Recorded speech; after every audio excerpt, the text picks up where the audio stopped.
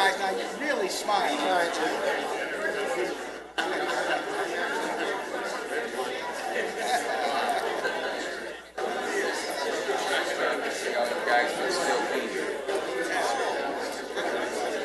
Okay, Ronnie Baker, let me get one shot in, please.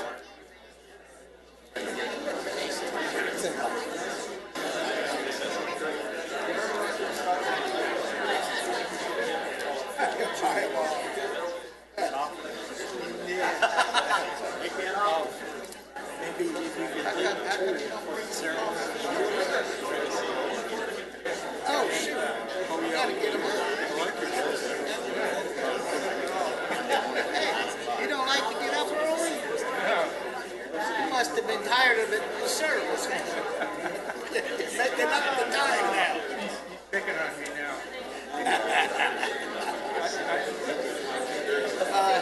He says you just don't want to get up in the morning. I got a bugle.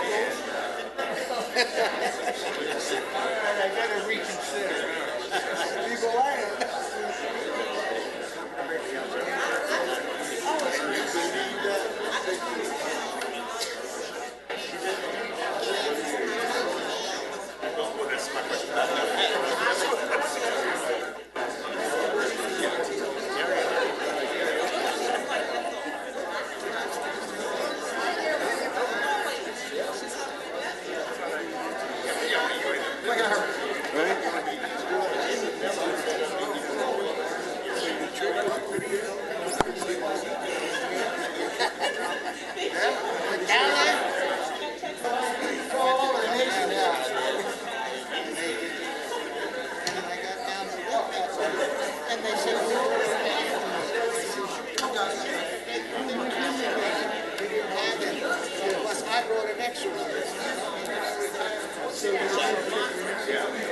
No, not really. I got good information. I got my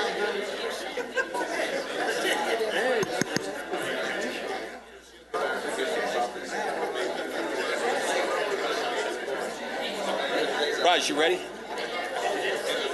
Ready? Everyone ready? I love the power of that. And everyone quits talking. Welcome, everyone. Welcome to Lancaster City Council. Roll call, please. Council Member, Agency Director, Authority Member Molly. Present. Mann. Present. Underwood Jacobs. Present. Vice Mayor, Vice Chairman Christ. Present. Mayor Chairman Paris. We have a quorum. Move to excuse Mayor Paris. Second. We have a motion and a second. All in favor signify by saying aye. Aye. Motion passes unanimously. Pastor Chris Johnson, welcome, sir. For our invocation, will everyone please rise? It's an honor to pray tonight. It is in God that we trust. Let's pray together. Gracious Heavenly Father, we come before you tonight and we fear you because you are the creator of all things. And we love you because you're kind and gracious to people. God, I just pray that you would show your kindness in this room tonight. Thank you for everybody who is here. Thank you for the veterans that are here to be honored tonight. And Lord, we really do thank you for this country. And God, in a time where patriotism seems to be running at an all-time low, we tonight are just saying we're thankful for the United States of America. We're thankful for this city. And God, I really am grateful for these leaders in front of me, including Mayor Paris, who's not here tonight. We just pray your blessing on them in Jesus' name. Amen. Amen. Thank you, Chris. Mr. Visco, will you do the Pledge of Allegiance for us, please?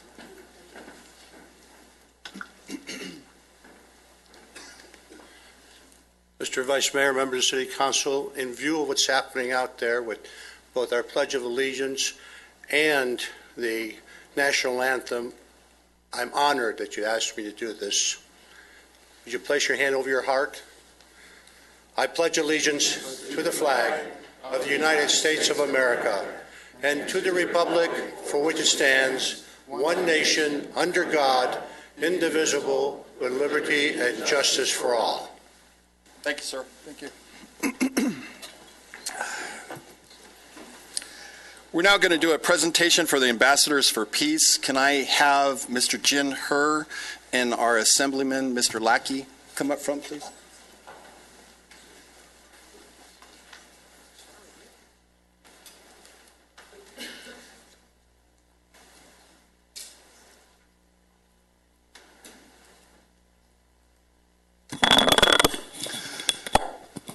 I don't think we can ever say enough thank yous to our veterans. We try, but in the city of Lancaster, we always try to say it as much as that we can. And so before we begin, I'd like to say thank you to all our veterans. But Jen got a hold of me, and he's asked me if we could present some certificates to the Korean veterans. Could I have Mr. Pelletier up front, please? Mr. Lopez and Mr. Vick and Mr. Bozigan. I've heard that name before. So I'm going to read the certificates, and then come on over here so we can get you guys on camera.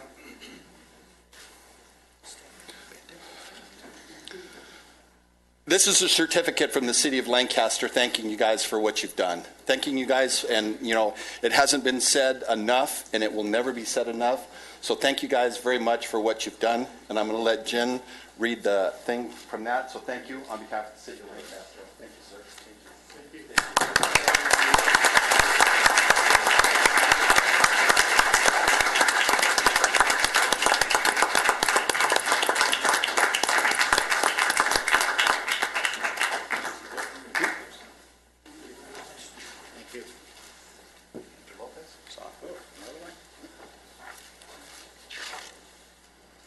And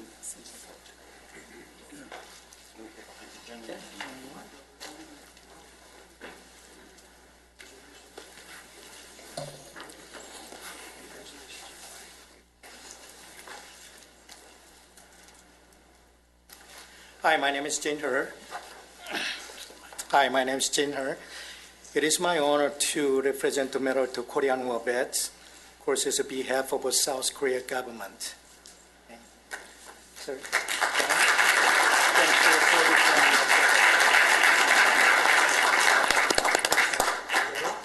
Goes with that. Show them. What's in there? Wow. Sure. Yeah. Get over here. Oh, show how to do it. That's right. Thanks, Ken. Thank you for your service. Thank you.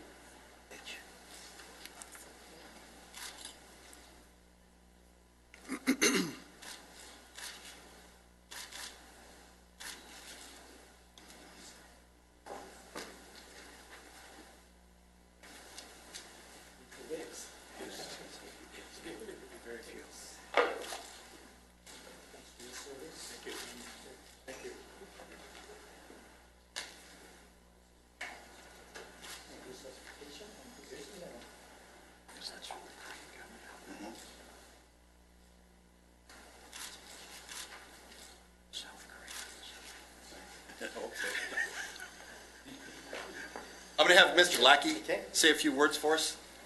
Very few. It really is an honor to be able to witness such an exciting event. This is the Korean government of South Korea extending appreciation for something that happened quite a considerable time ago. But it was very critical in the forming of the alliance between South Korea and this great country. And they acknowledge the sacrifices that they made to allow the conditions that are favorable today. So we're very, very appreciative for the sacrifice for all of our veterans, but we get to especially honor those who fought in the Korean War today, and it's just exciting to be part of this great honor. So this is really fantastic, and thank you.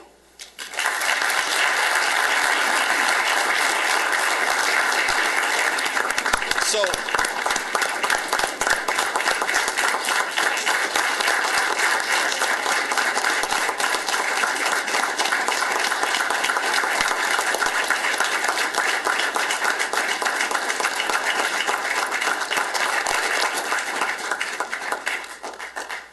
we're going to take a group picture. Could I get all the other vets down here so we could take a group picture together?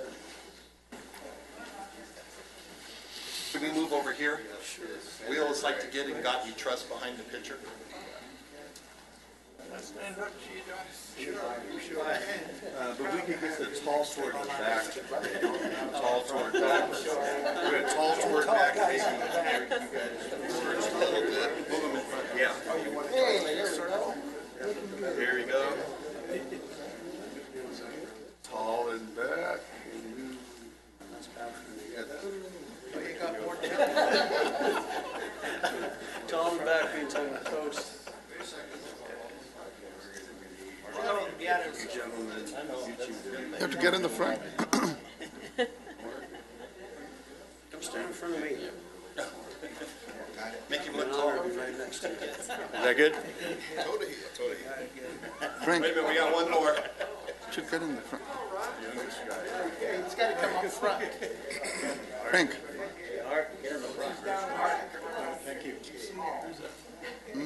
Frank, go on the front. On this side. Stand. Everybody's taller than me back there.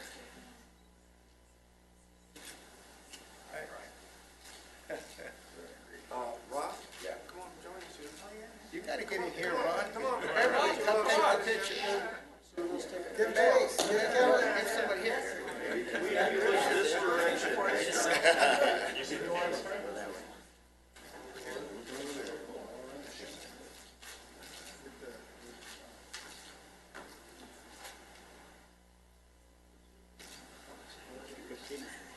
Yeah, Chris.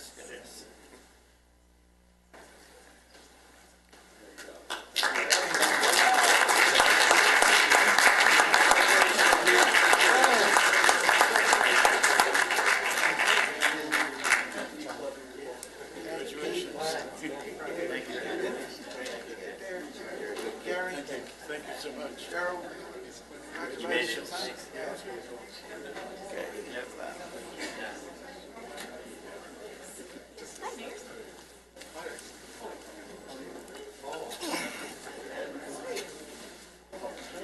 Stage that so you do that so that you didn't have to miss that.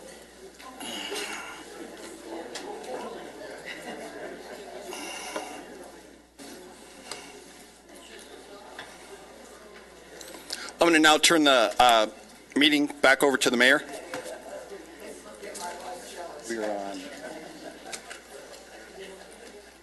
2.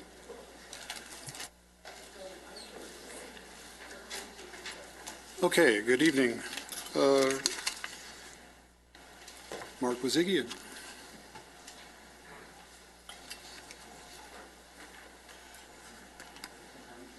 Can we come down? Yes, please.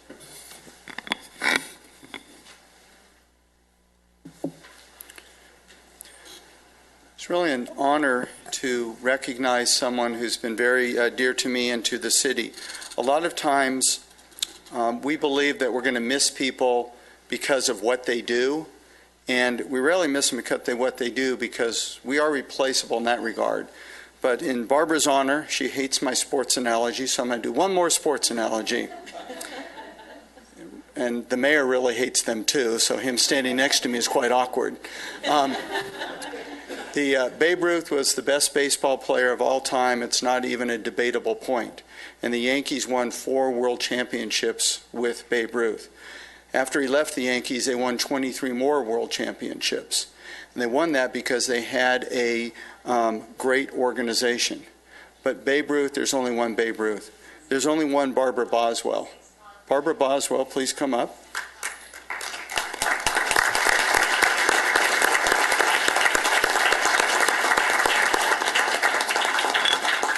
Babe was the quarterback. To some of you, that sports analogy is probably very profound, and I appreciate that from those that thought that. Barbara Boswell, we wouldn't have Lancaster Choice Energy launched without her, but that's not why we're going to miss her. We're going to miss Barbara because she's Barbara. She is loyal to the city and city service like you wouldn't believe. She will give you advice and input without agenda, just what's right. She's one of those rare individuals in the room who's comfortable when it needs to be said no or time out, we have to stop this. She's a mentor, she's a leader, she's a friend. I think one of the highest honors you can say about someone in public service is they left their organization better than they found it, and they set it up so it would continue to improve and get better. We're going to miss Barbara dearly because she's Barbara. She's a good friend. We will see her often, but this is a new chapter in her life, and we're going to miss her dearly. Barbara.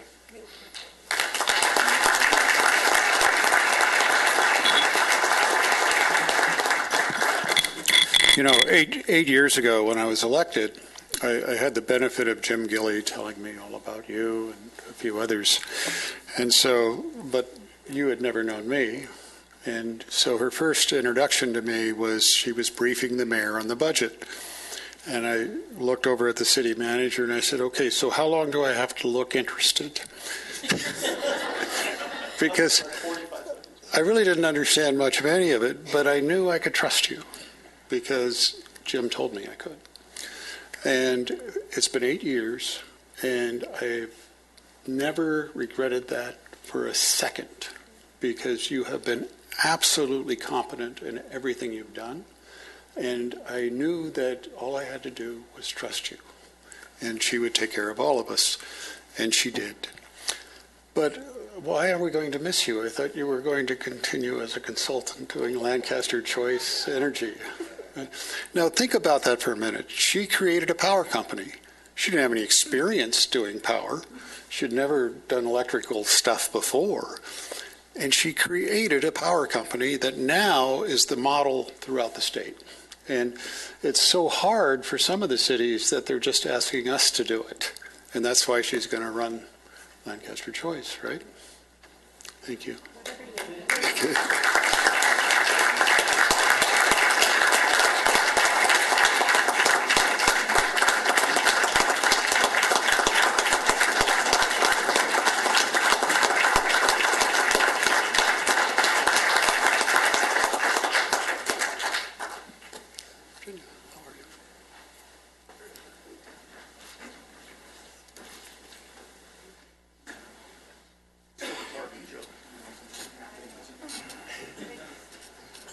We have one more, sir.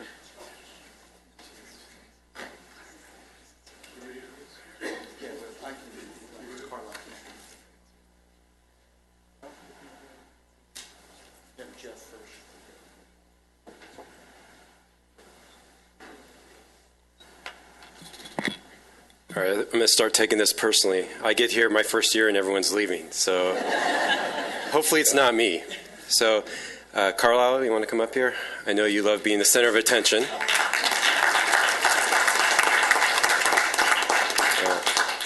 So this is a very exciting time for Carlisle and his family.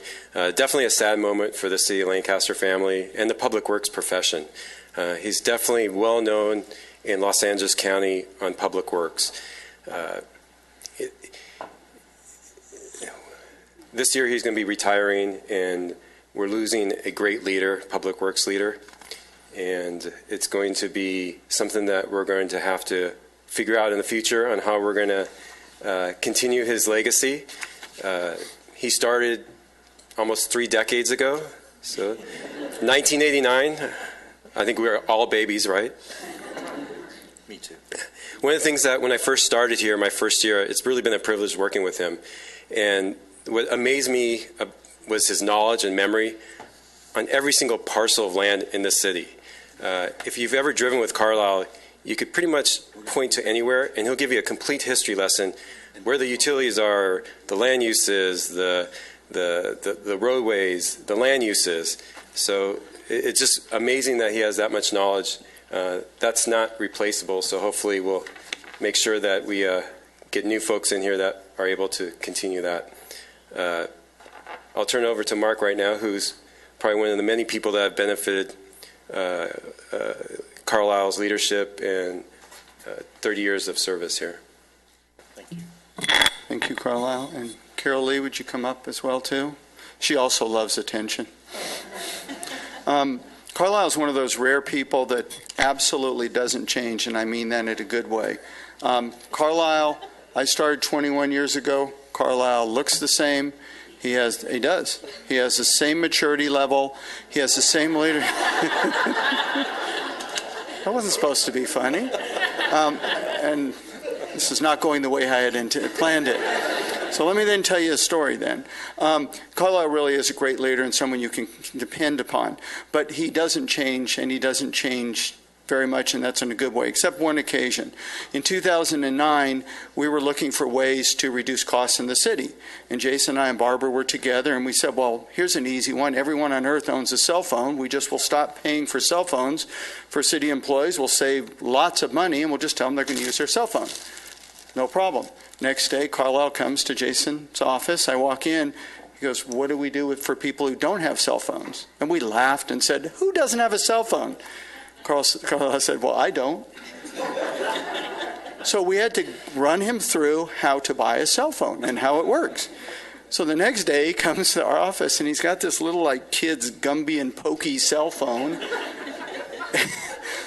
But I'm happy to say that Carlisle has changed. He's a texting fiend now, and we've opened up a whole new world for him. Similar to Barbara, Carlisle is an excellent friend and someone who people can go to when they need advice. We've given Carlisle lots of challenging assignments and really high-profile things that need to be done, and he's never failed, and he's been an exceptional servant for the city of Lancaster, the people here. The next chapter of their life is in Utah with grandkids and family, and we're going to truly miss him, but I know that we will all keep in touch with him. Thank you, Carlisle. Thank you.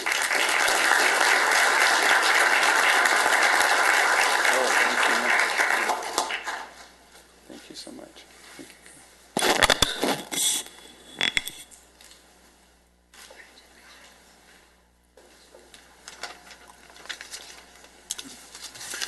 Okay. We're going to take new business item 1 out of order, and Leader Rico will open it up. Good evening, Mayor Paris, Vice Mayor Christ, council members, and commissioners. At the last council meeting, Assistant City Attorney Jocelyn Corbett and I introduced you to some issues that are very concerning to us as a community, as a state, as a whole. Prop 57 has some potential detrimental effects as it relates to crime and public safety. And tonight, we're very fortunate. We have Mr. Greg Totten, the Ventura County DA, here to do a presentation as one of the DAs in the state that's leading the charge in opposition to this proposition. He has a presentation for us. He is the resident expert on this issue, and we really appreciate Mr. Totten coming to speak to us. He's been the elected DA in Ventura County since 2002, has been a prosecutor for over 30 years. So thank you, sir, for coming.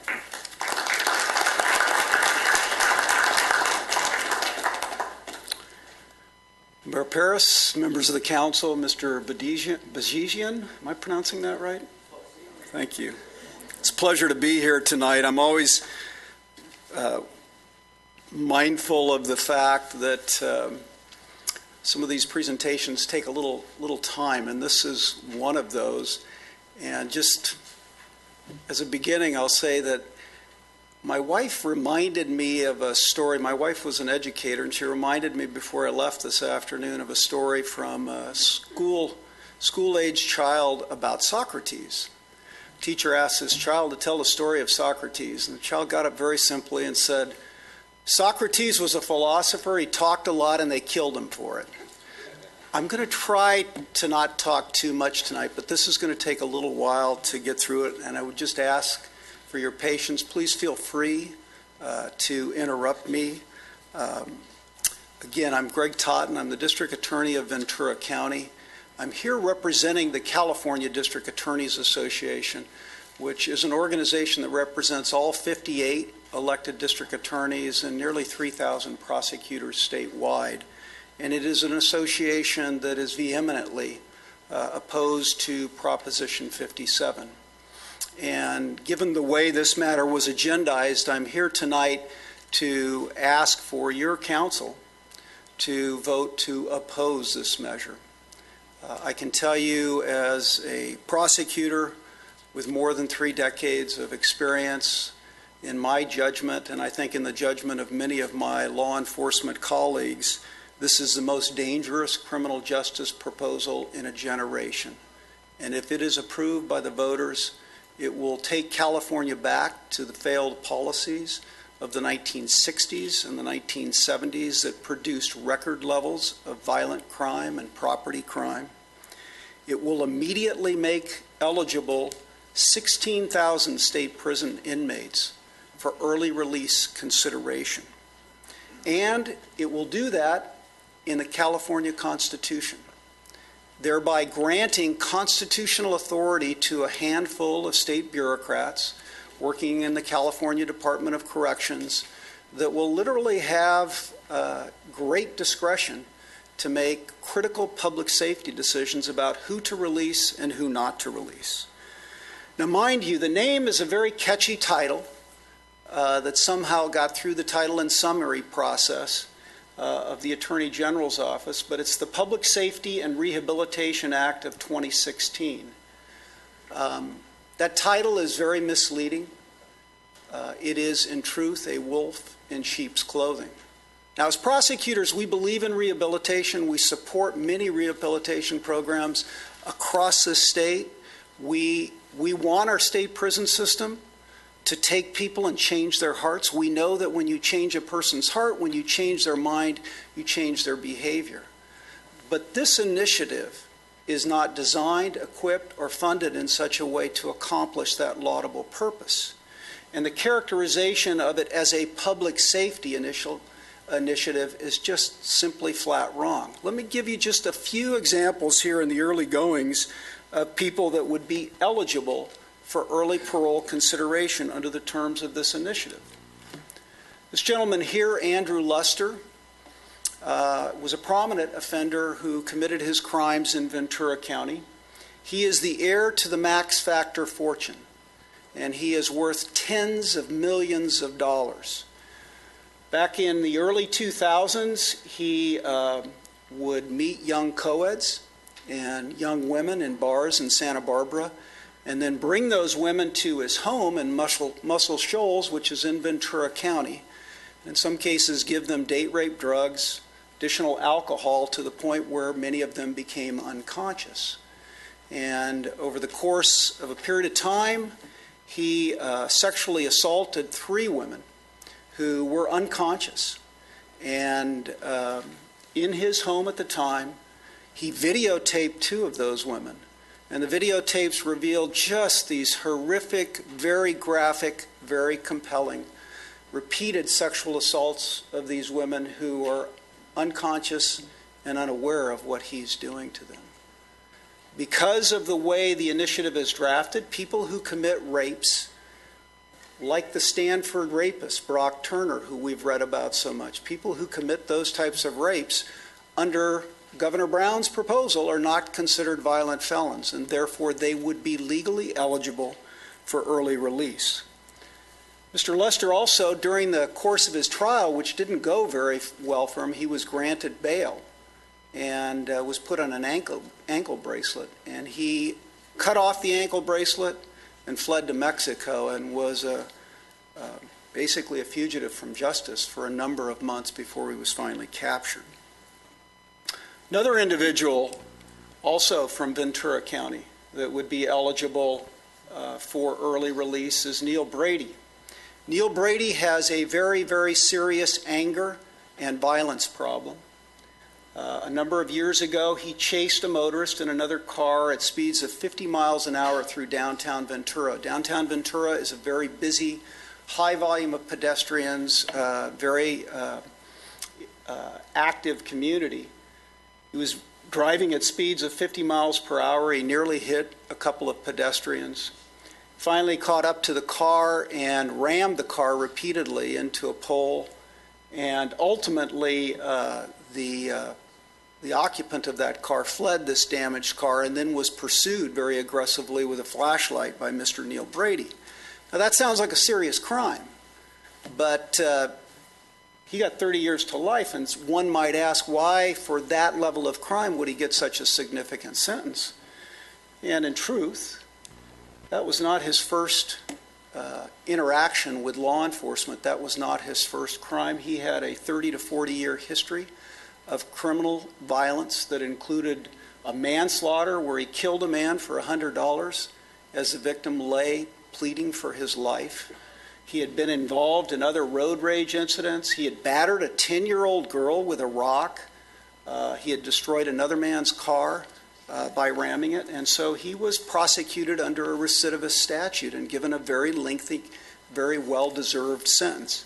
He too, like Mr. Luster, would be eligible for early release under Governor Brown's initiative.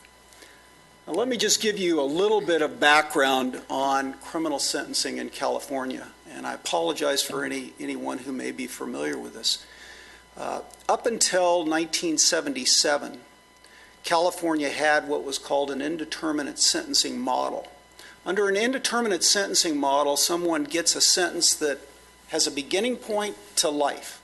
So a typical robber, an armed robber back before 1977, would be subject to a sentence of 6 months to life under California law. And then once that person got in the state institution, a group of state bureaucrats, people that worked for the parole board, would make a determination as to when that person would be released. And there were two very significant, very diametrically opposed complaints about indeterminate sentencing. On the one hand, you had defendants and their counsel and their advocates contending that indeterminate sentencing is disproportionate. It doesn't treat equally situated people the same. Some people get unduly harsh punishment, and other people get unduly lenient punishment. And they're subject to the vagaries of these parole officials. On the other end of the spectrum were crime victims. And crime victims essentially felt there was no truth in sentencing. A judge could impose a sentence that certainly had a life maximum on it, but those individuals were released in a matter, in many cases, of a few short months after entering prison. And so no one was happy with indeterminate sentencing.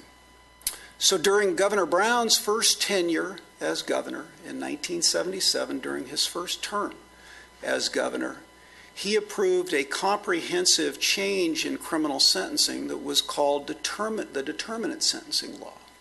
And the hallmarks of the determinate sentencing law were, first of all, truth in sentencing. We wanted to be able to, the public officials that approved it, including Governor Brown, wanted crime victims and others to know that the sentence that was imposed by the judge was actually going to be carried out, and the person that was sentenced to that sentence would serve that actual time in custody. Another hallmark was judicial discretion. We elect, the governor appoints judges, we entrust them with immense power and authority, and one of those areas of authority is the authority to sentence. And they're very experienced and they're very knowledgeable, and part of the determinate sentencing law was to trust the discretion, trust the sentencing to our superior court judges across the state of California. A third hallmark of determinate sentencing was proportionality and fairness, making sure that like-situated defendants who had committed similar crimes under similar circumstances were treated the same way, and so that the system was even-handed across the spectrum. Finally, a hallmark of determinate sentencing, particularly as it developed and the law was changed and sentences were enhanced repeatedly over a number of years, was to take into account certain circumstances about that individual offender that made their crime worse or less severe. For example, if somebody commits a crime and uses a firearm and discharges that firearm, we have enhancements that will increase the consequences, the sentence range for that offense. Similarly, determinate sentencing law took into account a defendant's prior convictions. So people like Mr. Brady, who had a lengthy criminal record, that was factored in to the equation of what their ultimate sentence was. So with determinate sentencing, and as it was modified and modified over a period of time, eventually we returned to what now we have, which is a mixed system of determinate sentencing and indeterminate sentencing.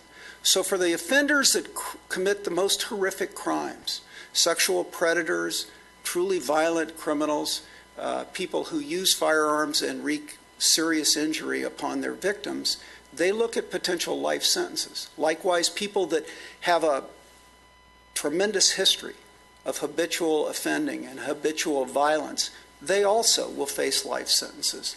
Lower level offenders will face a determinate sentence. And what that sentencing law has done, and it was approved by way of initiative, by way of legislative enactment, what that law has done in terms of crime here in the state of California is it produced record reductions. Between the early 1990s and 2000, violent crime in the state of California was nearly cut in half. Overall, yes. Mr. Taunton, could you tell me where does the three strikes law come into place, especially with Mr. Brady?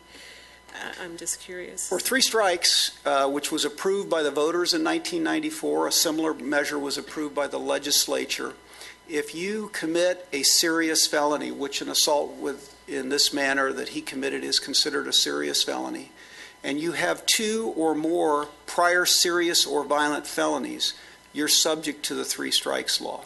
So you're then eligible for a life sentence. Now, the way the law is administered by prosecutors in the courts is we can strike those priors. For example, let's say you've got a hypothetical situation where a young man committed some robberies or residential burglaries at a young age and then lives a crime-free life, but again engages in a crime maybe in his mid-30s that might be a crime of circumstance.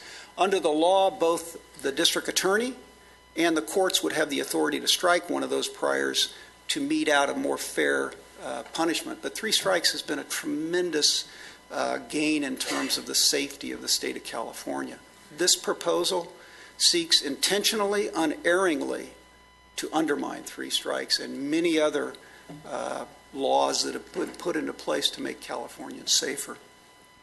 So, against the background of this change, we had ongoing prison litigation. The state did not build additional prisons, and so our policymakers started looking at ways of reducing prison population. And in 2011, Governor Brown pushed prison realignment.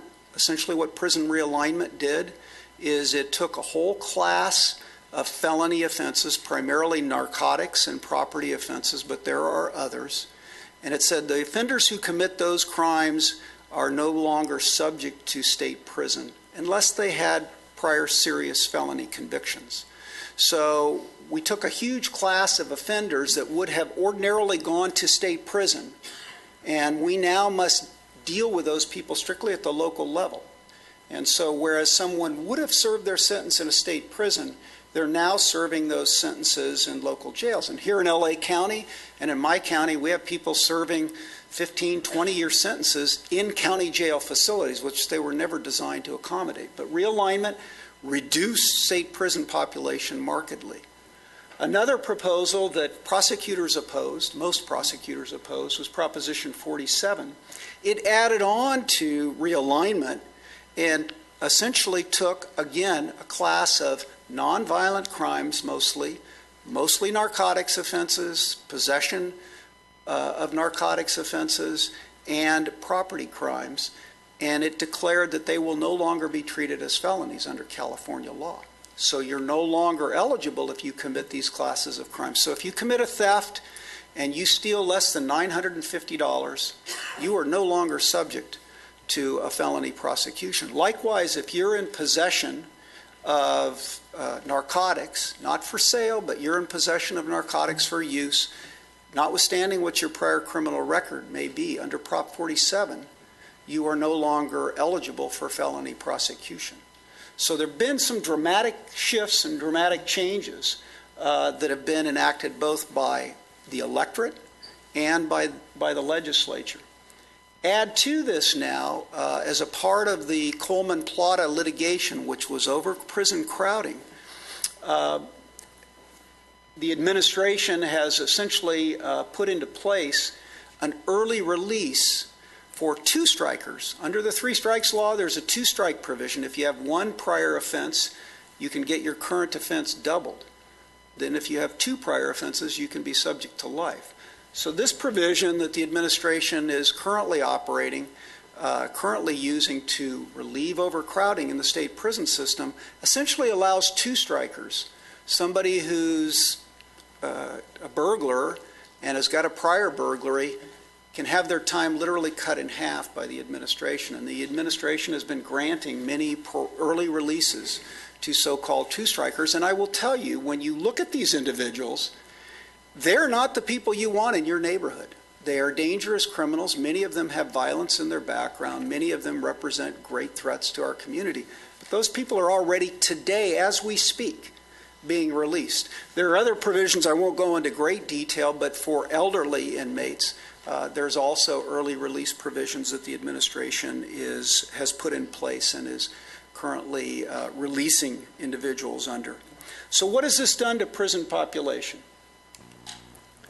Prison population has substantially decreased. Our high water mark was in 2007 of nearly 173,000 inmates in the state prison system. And as of 2015, the low point was down to 128,000. So what that represents is a very precipitous, unprecedented decline in the state prison population of about 25% or 44,000 inmates fewer today than there were as little as 8 years ago. That 128,000 figure, the dotted lines are projections. This comes directly from the California Department of Correction and Rehabilitation, their report. Those blocked lines over on the right-hand side are simply their projections, but you can see we've had a very significant decline in prison population. The current population level is below what the federal courts imposed upon the state, a population cap of 130-some thousand. So we are below what the federal courts are requiring. Significantly, too, is the largest decrease occurred over essentially a 3-year period. Slightly more than 3 years, we saw a 33,000 inmate decline in the state prison system. Now, mind you, as a prosecutor, one of the things I learned a long time ago is incapacitation through incarceration actually works. It may not reform the inmate. It may not change their behavior. But you can be assured that while that inmate is incarcerated, they're not out in your community preying upon that community, committing more crimes. So when you have this dramatic decline in state prison inmates, some of those folks are now in local jails, but many of them are out in our communities. So the next question that logically follows is, okay, what's happened in California to crime rates? This is a state that had an unprecedented decline in violent crime, an unprecedented decline in Part 1 FBI crime, the statistics that we measure crime rates by. What happened in California after these significant policy reforms?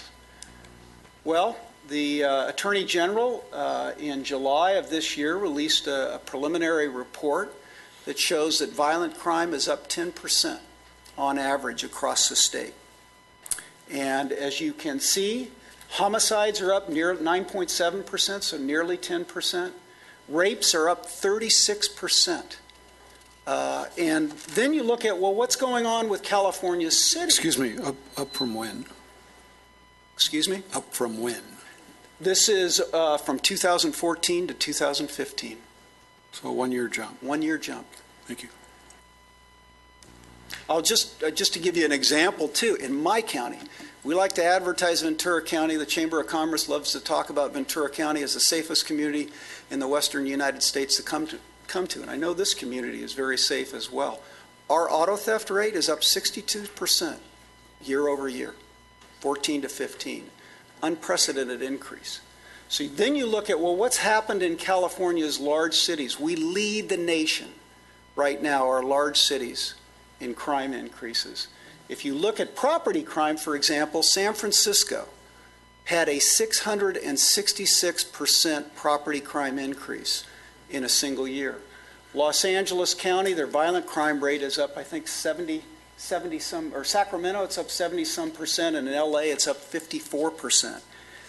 Mind you, these increases are occurring at a time when in the rest of the nation, for example, the city of New York, the largest urban center in the country, was seeing double-digit declines in both property crimes and violent crime.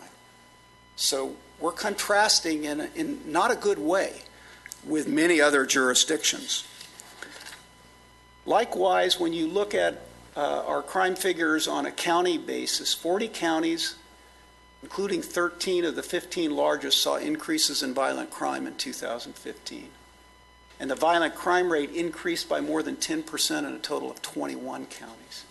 7 counties saw more than 20% increases. So crime is starting to increase. And policy, there is a direct nexus between policy and crime. No matter what we want to think, when you enact certain policies that reduce the consequences for crime, the first people to figure it out is generally the criminals themselves.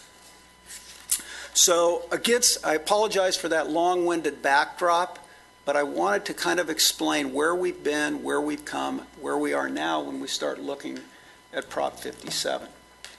Prop 57 has 3 primary provisions. The first provision makes so-called, and I use that term intentionally, so-called nonviolent felons eligible for early parole consideration by the Department of Corrections after, well, I'll get to the specific language in a minute. The second provision allows the Department of Corrections officials to grant additional credits beyond what already exists in current California law to virtually every inmate, violent felons and nonviolent felons. And then the third provision is it eliminates a juvenile direct file authorization that allows in California prosecutors to directly file cases in certain situations under certain circumstances against juveniles in adult court. When juveniles are committing adult crimes and are hurting people in a significant way, it allows us to file those directly in adult court. Let's talk first about the parole consideration provision. This is the language, the key language. Any person convicted of, a so-called nonviolent felony and sentenced to state prison shall be eligible for parole consideration after completing the full term of his or her primary offense. Okay, so there's a limited qualifier there to nonviolent. That's one qualifier.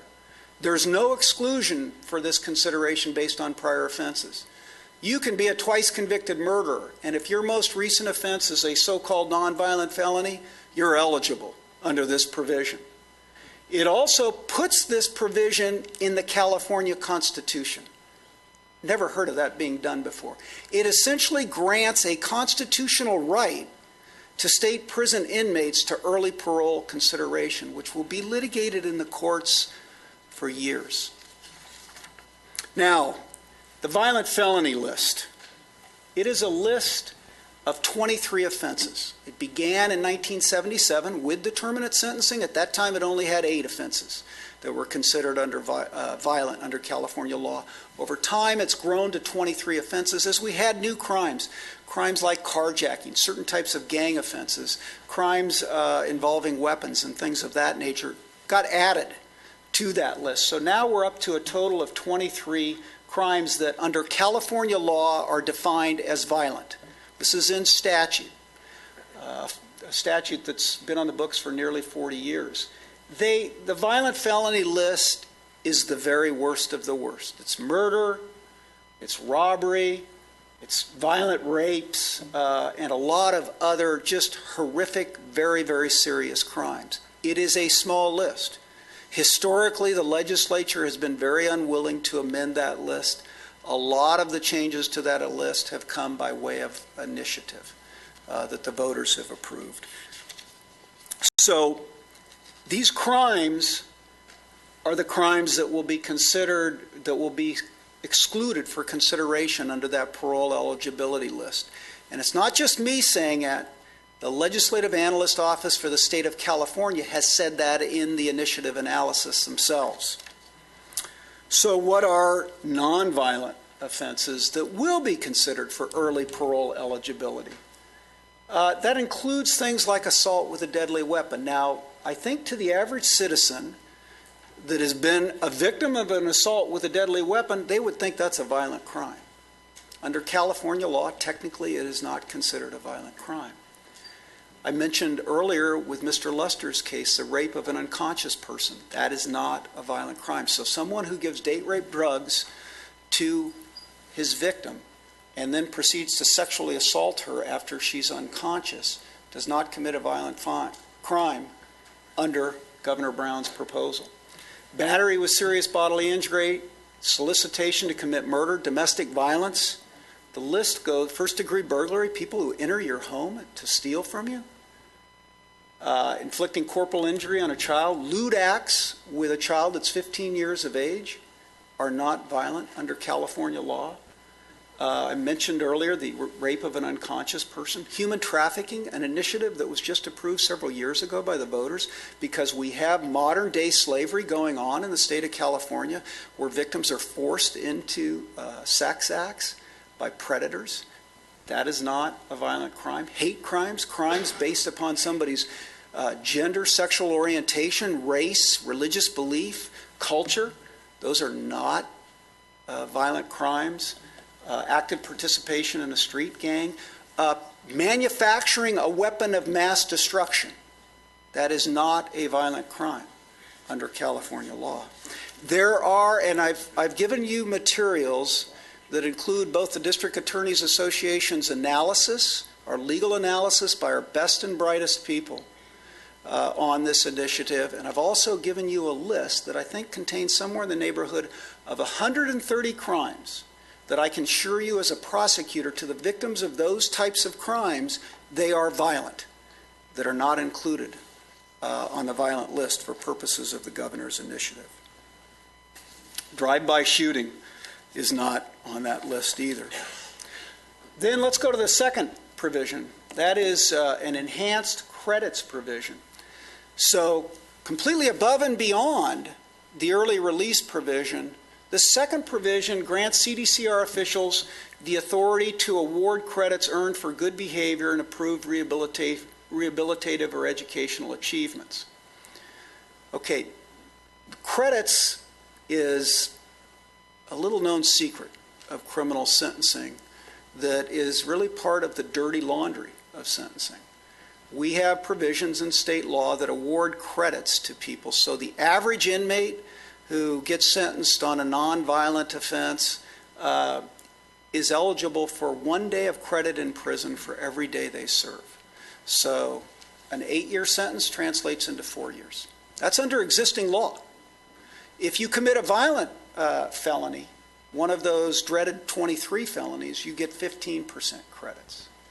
If you commit a murder after, I think it's January of 2010, you don't get any credits. You're not eligible for parole until you've served the low end on the life.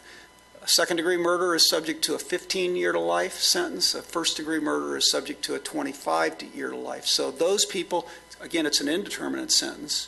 They're eligible once they've reached the 25 years for the first-degree murder or 15 years for the second-degree murder. This provision would allow, by its plain language, and again, it is in the California Constitution. They're placing this in the California Constitution. By its plain language, would grant a small handful of CDCR bureaucrats the authority to grant unlimited credits. It doesn't say 1 for 1. It doesn't say 50%. It doesn't say 25%. It doesn't say 1 day for every 10 days. It It's unlimited credits. So they could literally, if they chose to, they could grant 90% credits if they thought it was necessary to relieve overcrowding.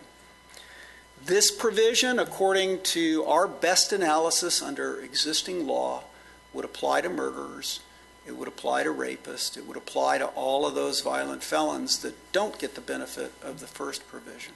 So it goes a giant leap beyond the first provision. About the only inmates that by our read of the law it would not apply to is people on death row or people who are serving a life without possibility of parole sentence. This is an unmitigated disaster from a public safety standpoint to grant credits of this nature. The juvenile transfer provision, a number of years ago, I think it was 2000, prosecutors, crime victims, law enforcement, many community activists supported an initiative, Proposition 21. I think the sponsor of the initiative was Governor Pete Wilson, that was designed to deal with what was then viewed as a burgeoning juvenile violent crime problem. And what Proposition 21 did, among many other provisions, but that is most targeted in this new initiative, is it authorized prosecutors, it conformed law really for California to what was going on around much of the country. It authorized prosecutors to charge juveniles who had committed certain classes of crimes in adult court, on the theory that they're not committing juvenile crimes. This is not somebody who's going to benefit from the traditional focus in juvenile court of rehabilitation and restoration. This is somebody who represents a grave threat to the community, and so we're going to treat them as an adult. We have used that statewide very sparingly, that authority, but it's appropriate. In many gang cases we use it, in many violent crimes we use it, and it's been a tremendous tool.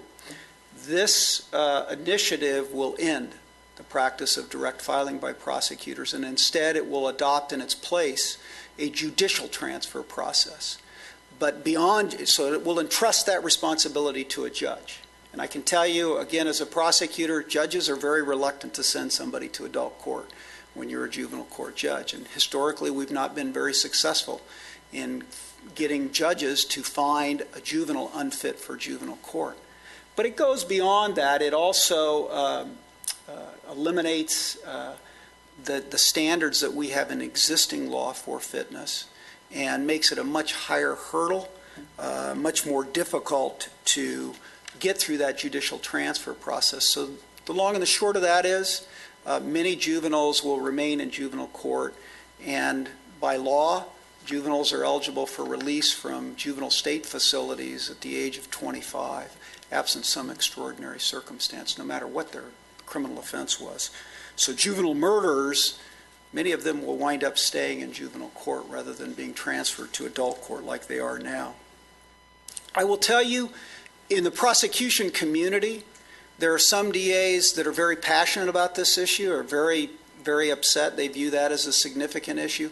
But by and large, most prosecutors are far more concerned about the parole and credits provisions than we are the juvenile provision. We will do our best to protect our communities and make this work should it become law, but the other provision will so tie our hands and endanger the public that we're deeply concerned about it. Now, there's a number of unanswered questions in the initiative because it is so inartfully and poorly written. What does parole consideration mean as it's used in that parole eligibility, that first provision? Under current practice, when somebody is a lifer, somebody is serving a life sentence for murder, we have a parole hearing where a prosecutor attends it, the defendant attends it, the inmate attends it, and the inmate's attorney, as well as crime victims. They have a right to be there. They have a right to be heard. We believe the administration is going to make this system a paper tiger. There will not be any formal hearings where crime victims will be allowed to appear and present their position. I spent 90 minutes with the governor, myself, and another prosecutor, and that's essentially what his staff told us, is they don't view this as rising to the level of a formal parole hearing. But we don't know that for sure. We don't know. There are a number of crimes in the violent felony list that the enhancements are what make them a violent felony. The infliction of great bodily injury makes an assault with a deadly weapon a violent felony. the use of a firearm makes an offense a violent felony. By the language that is used in that first provision, the governor intentionally excluded any enhancements, any special allegations, any alternative sentencing schemes that would enhance the punishment for purposes of the timing. I know this is probably getting a little complex, but those enhancements are excluded. So we don't know, for example, if there will be certain violent felonies under existing law that get the easier treatment under this law. We don't know, for example, if we prosecute a defendant for both a violent felony and a nonviolent felony, will they get the benefit of the nonviolent felony for purposes of parole consideration? We can't tell from the way the initiative is crafted. We believe it's clearly repealing 3 strikes, but we don't know for certain how the courts will interpret that. So for defendants who have committed a serious felony that is not violent and have serious and violent prior convictions in their background, we believe they will be eligible for treatment under this law. We also don't know about the retroactivity of the juvenile provisions. I think many of us believe that they will be fully retroactive, so juvenile inmates that have been sentenced to life in adult court for crimes they committed as juveniles will probably be able to apply to the court and get resentenced to a juvenile disposition under this law. Just moving on, the other aspect of this is that in terms of adopting any specific regulations or standards for this, it entrusts the Department of Corrections to adopt those regulations. Now, the California Administrative Code of Regulations is this huge behemoth body of regulations that govern a wide range of subjects. I'll just tell you, the California Administrative Code of Regulations is one of the reasons California doesn't have an effective death penalty law. It's because our administration of execution is tied up in the Administrative Code of Regulations, and it just bogs everything down with litigation by our opponents. And so we're very concerned about this provision. Not sure what the input would be, but we know there won't be any legislative decision-making involved in that process. There'll be no vetting of the process in any formalized or transparent way. So the bureaucracy will set the standards that they ultimately use to make decisions about release of inmates.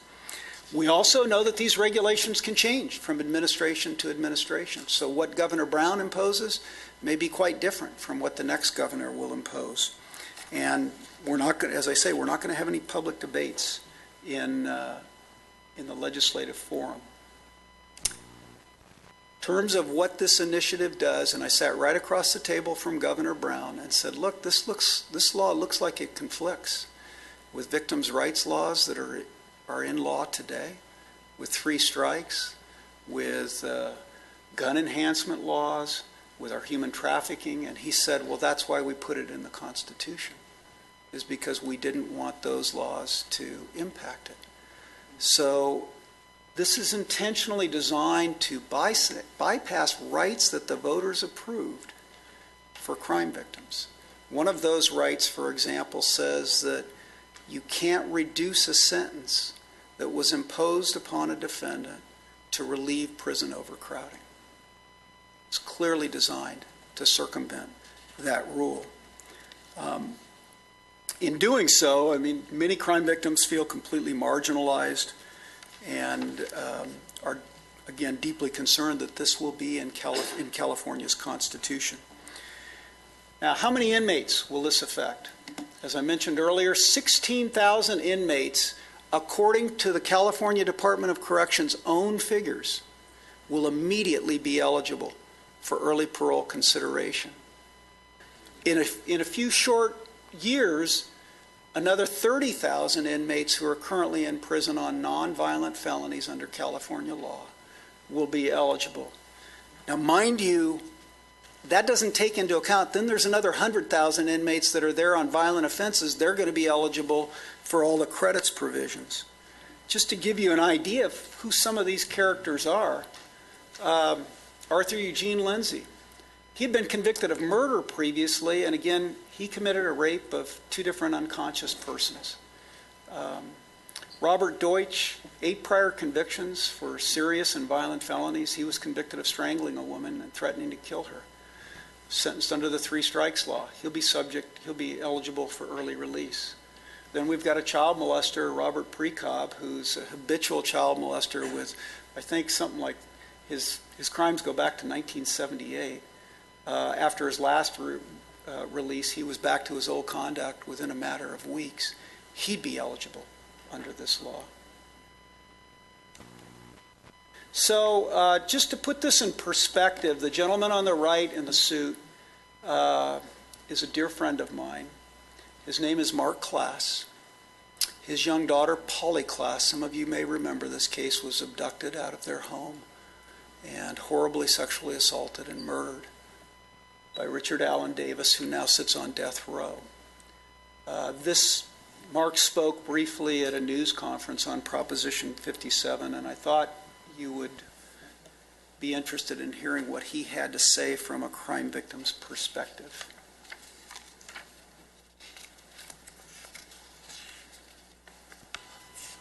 Of 1993, and that is Mark Klass. Yes, good afternoon, everybody. As victims of crime, and I believe I can speak for all victims of violent crime here, once that crime has occurred, we are given a life sentence. We're given a life sentence whether we're able to find ways to recover and put our lives back on a positive track, or whether we lose our productivity through depression, alcoholism, or drug abuse. It's something that we live with on a daily basis.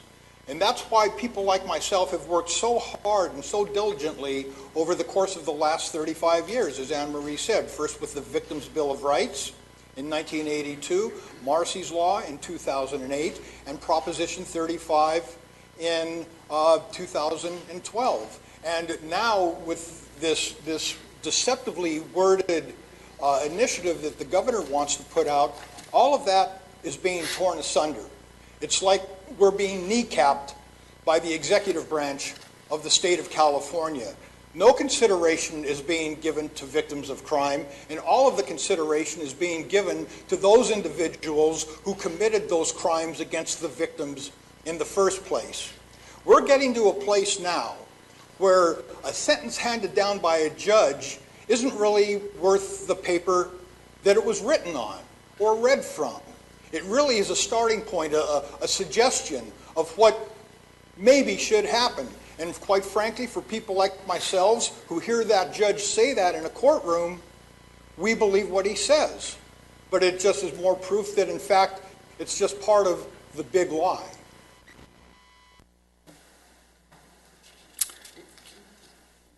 Many of us as prosecutors, people who become peace officers, we get into this line of work because we want to make a difference.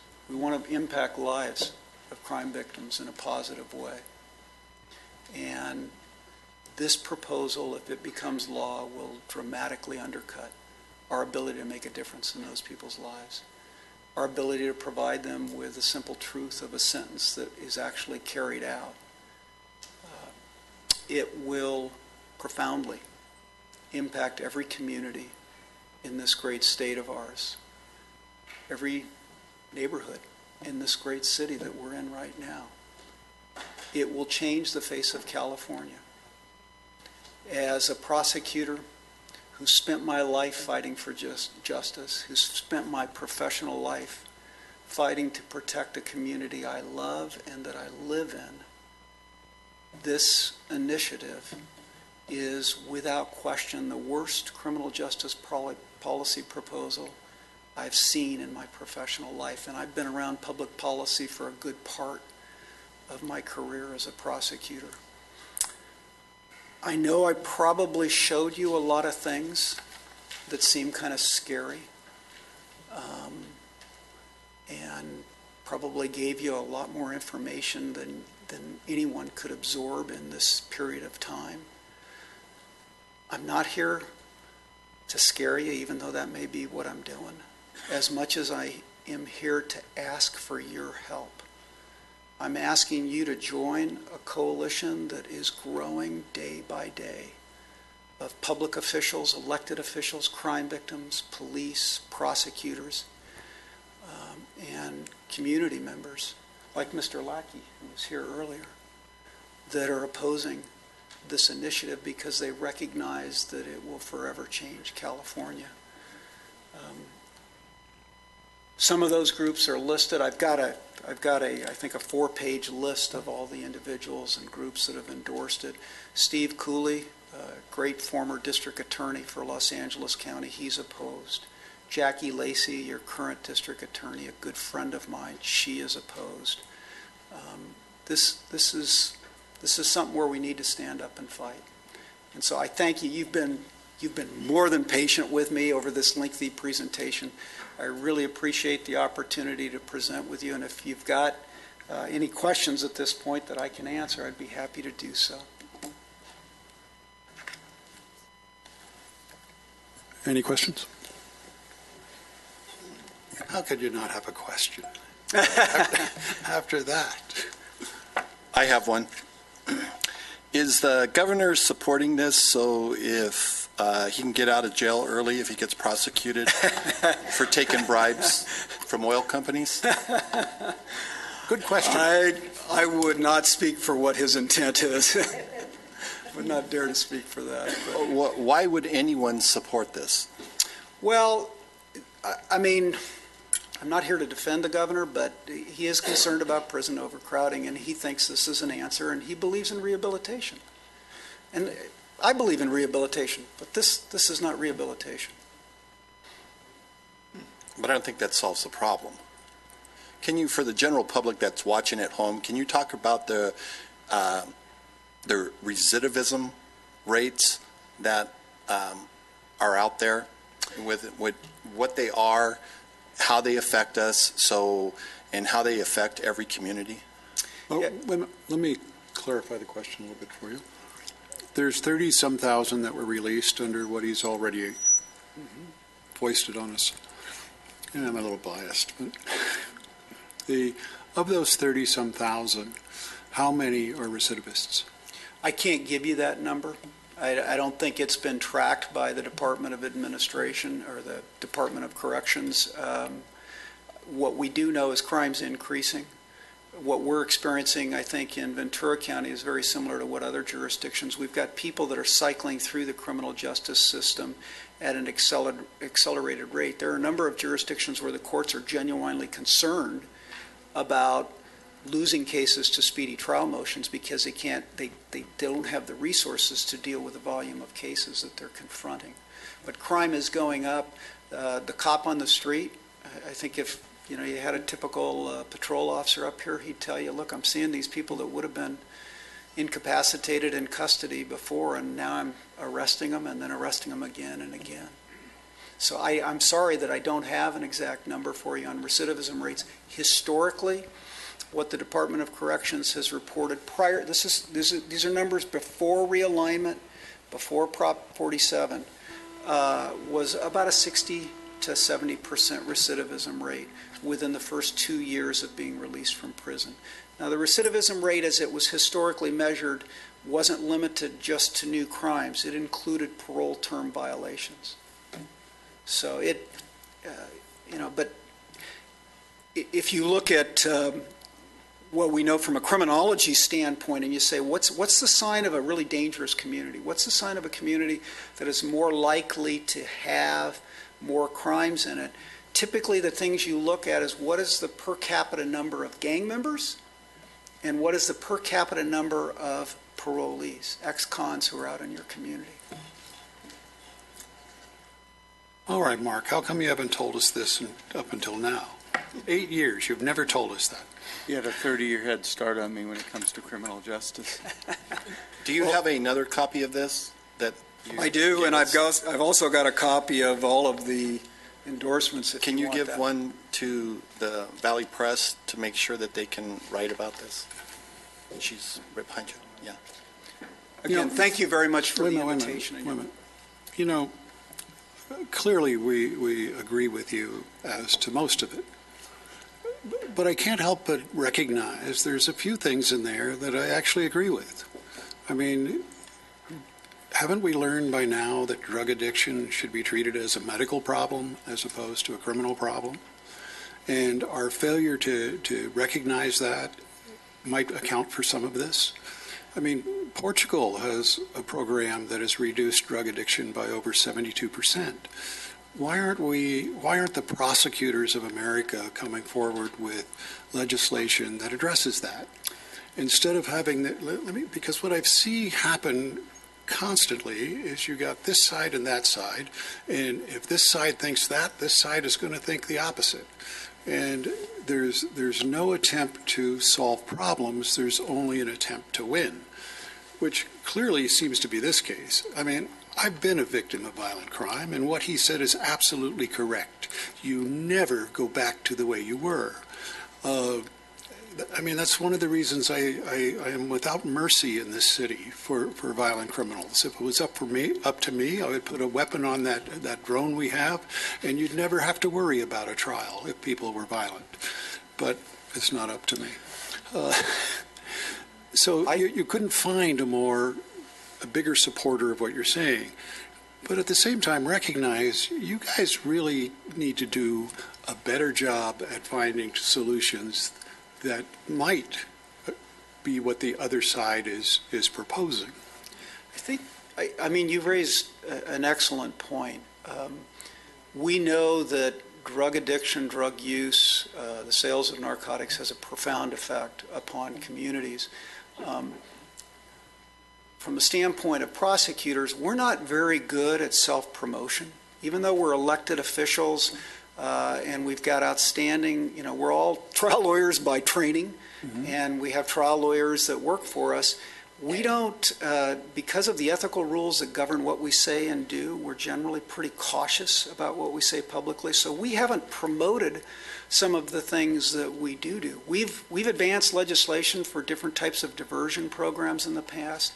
We don't want drug users, people with drug addiction problems, to spend time in custody, as long as they're not committing other crimes. But the reality of drug abuse is that we know the people that are in our communities committing daytime residential burglaries and other property crimes, and in some cases violent crimes, often have a substance abuse issue.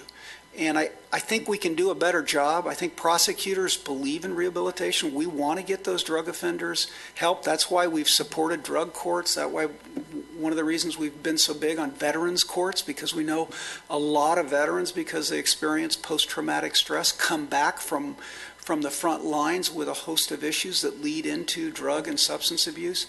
So we want those people getting help. I think the perception of us, again, because we don't always communicate as effectively as we should, is that we're just hard-hearted people that are notching our belts with every conviction. I can tell you, having been around this profession for 3 decades, that is not an accurate assessment of my colleagues. My colleagues want to see people with substance abuse issues get better. But when they commit other crimes, we have to take care of business. We owe that to the communities we serve. I don't think we've developed in this society a good answer, a good solution to drug addiction. It is so rampant, it is so available, it's ready. I can guarantee you, drugs are available probably on virtually every high school campus you've got in this community. People who are on those campuses, students, they know where to find them. So it's a huge epidemic in this country. I don't think as I stand before you today that I've got the solution, but I can tell you, I'm not interested in putting those people with drug addiction problems in prison. I'm interested in getting them help. Thank you. The last thing we have a concern with here is a lot of what you're telling us is based on the crime statistics coming from different cities. And what we're seeing is some cities are manipulating their crime statistics, usually downward so that they look good to the voters. But what I'm afraid is happening is the public has lost confidence in what the numbers are, because the numbers are being falsely reported. It seems to me there should be a consequence for that. And that's another thing I'd like you to put on your list of things that need to get done. Yeah, we need accuracy in data. We need transparency in data. The public has a right to know what's truly going on in their community. And as law enforcement officials, we can profoundly impact the data. You know, there's a wide array of ways that a police agency, even a DA, can impact the data, and that's not right. Okay, thank you. Thank you for coming, and I had no idea it was that bad. I mean, that is really bad. Appreciate the opportunity. Thank you. We have one speaker card, Drew Mercy.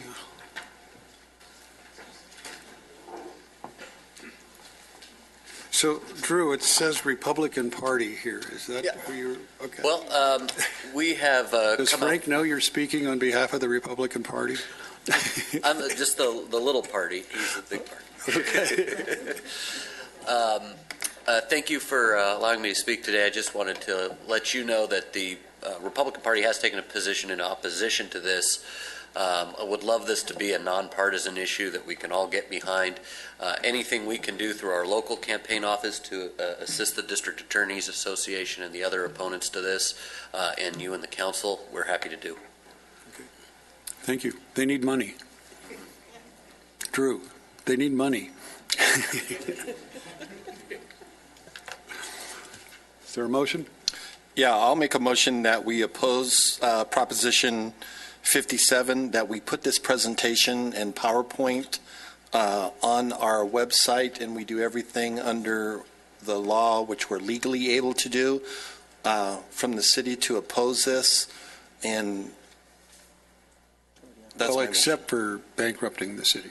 Right. It would be important that any such action make clear that no public funds will be used in the campaign against this proposition. So I would ask that that be a part of the But just a motion. clarification of that, we can support the opposition of this proposition as a council member, a vice mayor, or a mayor, or as a group. The action being taken by the council or proposed by your motion is appropriate, and the council can take a stance together. But it's the expenditure of public monies on a ballot measure that becomes problematic. So if you individually want to go out and campaign against this measure, you are certainly able to do so. That is your First Amendment right. And you certainly may do so on your own behalf. But it's the expenditure of public money that becomes a problem. Okay, thank you. I will second that motion. Okay, hold on. Hold on. Now, if we each gave $1,000 towards defeating it, that's even better than a vote, right? I'm game. You game? I'm in. You in? Sure. You in? All right, let's vote.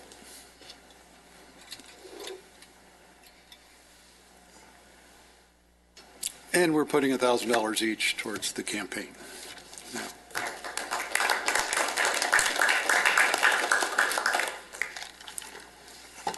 Okay. As mayor, I think you should double yours.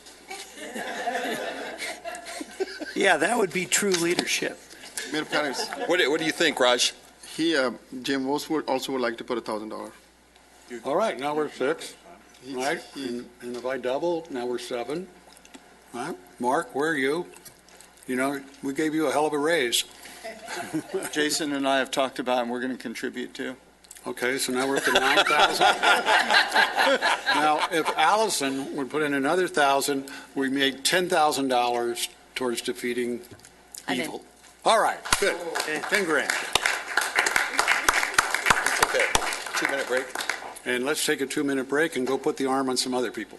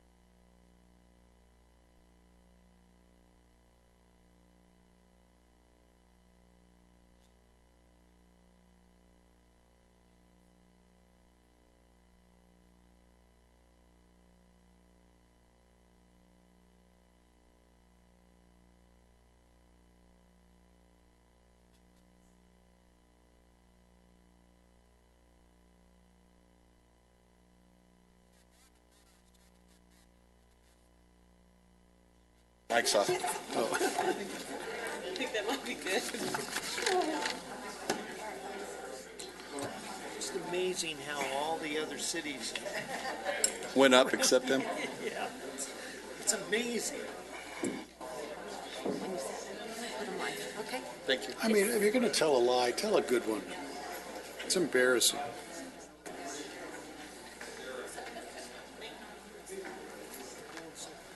Okay, let's go.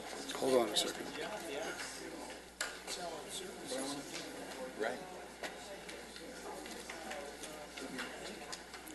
What? Kim was saying Palmdale shoes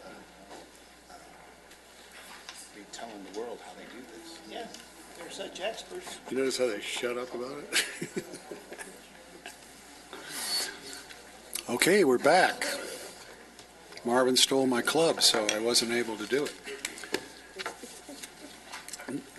I didn't want you to go away. Okay. New business, SA, new business one. So, successor agency actions. It's been a long time. What? Oh, we got to do the consent calendar, right? Yeah. Anything to be removed. Anything, city manager, anything to be removed? No, sir. Successor agency, where's the, That's it. It's after that. confused me so much. Successor agency actions, new business, SANB1. Staff report from Finance Director Pam Stutzman? We have no speaker cards. No? Yeah, but I want to hear what she has to say. Well, thank you. You're welcome. Chairman Paris and agency directors, before you for your consideration tonight is a resolution approving the amendment of the recognized obligation payment schedule. We often call it ROPS 1617B, and this is for the period January 1st through June 30th of 2017, so the second half of the fiscal year. The Health and Safety Code allows successor agencies once per ROPS period to make an amendment to the ROPS for the second half of the fiscal year. With the completion of the non-housing and school bond refundings that was completed in June, we felt that it was appropriate to amend our ROPS 1617B to reflect the savings that were created by that refunding. So I am happy to answer any questions, and with your approval, we will then present this item to the Oversight Board at their next meeting on September 20th. So does this mean we have more money or less money? We have more money to pay enforceable obligations, although we're reducing the payments during this period because we can't increase or pay anything additional, but we can straighten out the savings that were made possible by refunding the old bonds that were former. You see why I just trust them? Am I the only one that didn't get that? Eventually, it will be more money that comes back on the city side of things rather than the successor agency. Okay. It's a good thing. I think it's good. Good. Is there no speaker cards? Thank you. Is there a motion? I'll make a motion we adopt resolution SA 07-16 and SA 08-16. Second that. Let's vote.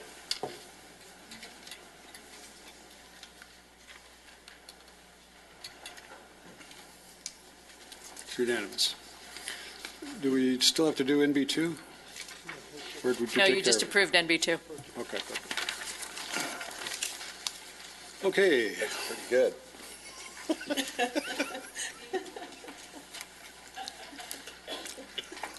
Do I ever mess with him? Do I deserve this in any way? All right. Is there a motion to approve the minutes? So moved. Is there a second? I'll second that. All in favor? Aye. Aye. Unanimous. Consent calendar. I need to recuse myself on items CC8 and CC10. Anyone else need to recuse themselves on anything? Okay, let's remove those from the consent calendar. Is there a motion to approve the remainder? I'll make a motion, we approve the consent calendar as currently comprised, removing CC8 and CC10. Second that. Let's vote.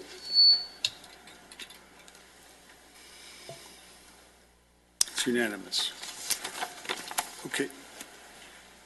Oh, I got to say why I'm recusing myself, right? It's because Yes, you we do. own property in the area. Okay, I need a motion for CC8 and CC10. So moved. We have a motion to approve CC8 and CC10 I'll second. and a second. Let's vote. Motion passes 4-0 with Mayor Paris recusing himself.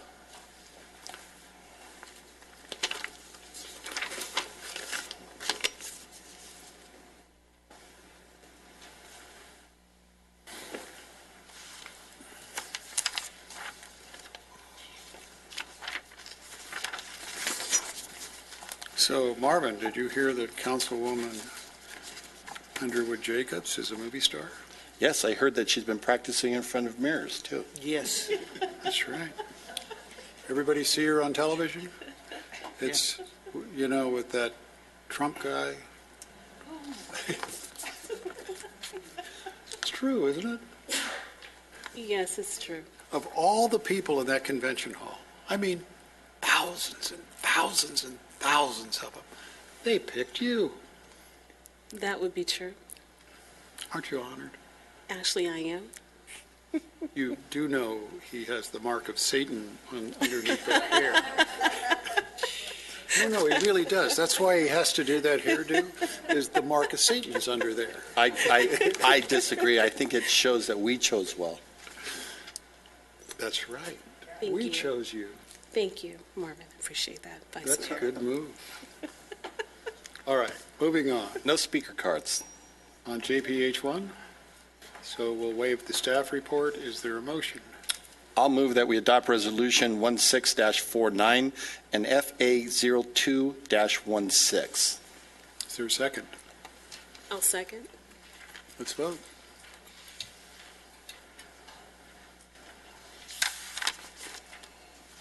So, did he ask your permission before he put you in his commercial? Oh, it's unanimous. Well, I see Allison looking around with, oh, I thought there was a fly or something. Yeah.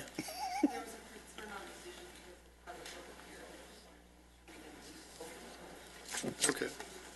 Well, let me ask you this. You were there. Did you look under that hair to see if there was a 666? I did not.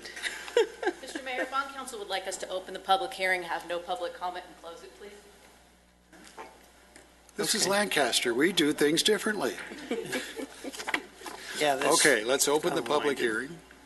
Now, would you like to make any public comment? No. No, we Would you like wait- to make a wait, motion? Mr. Move that we close the public hearing for the Okay, bond that's right. financiers. See, three things is too far for me to go, especially when I'm worried about the mark of Satan. Okay, so now can we have a motion? Yes, and I move that we adopt Resolution 16-49 and Resolution FA02-16. Second that. Let's vote.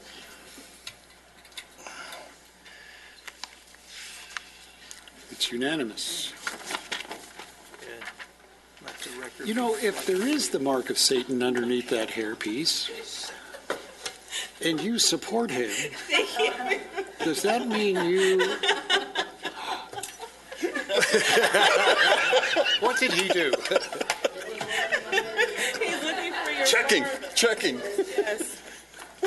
Well, from a theological point of view, I'm just concerned for your salvation. Oh, my gosh. Oh, my gosh.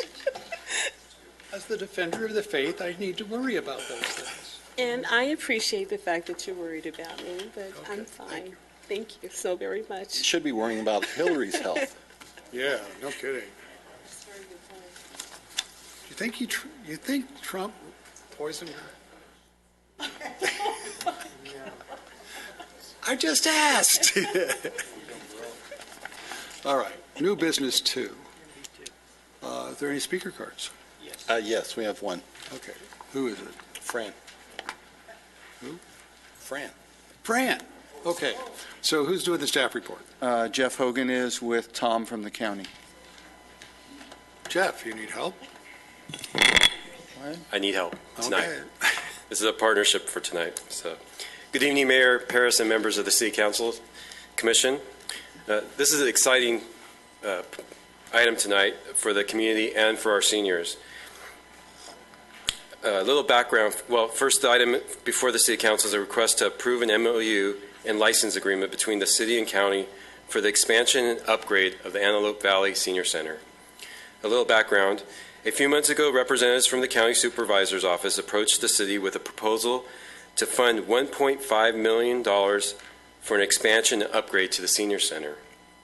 After much discussion, it was decided that the City and the County should partner together on this project to maximize efficiencies, where the County would fund the entire project and the City would use their expertise to oversee the design, build, RFP process, manage the contract and construction, and the completion of the project. The project would consist of a 3,000 square foot expansion on the north side of the building and numerous interior upgrades. So the expansion would be on the north side of the building on Jackman. The proposal is consistent with the City Council's continued commitment to always be looking for partnerships to leverage and maximize community services within the City of Lancaster. So the next steps in this process would be to get the County Board of Supervisors to approve the MOU and agreement, and then start the RFP process and the design and construction of the project. I'm going to have Tom Shepos from the county come up to say a few words, followed by Ellie Wolf from the Senior Center. But before I do that, I'd like to acknowledge some of our city staff that worked really hard on the agreements. Jocelyn Corbett, Marisa Diaz, and Kathy Del Falco. And they worked day and night trying to put this together, coordinating with the county.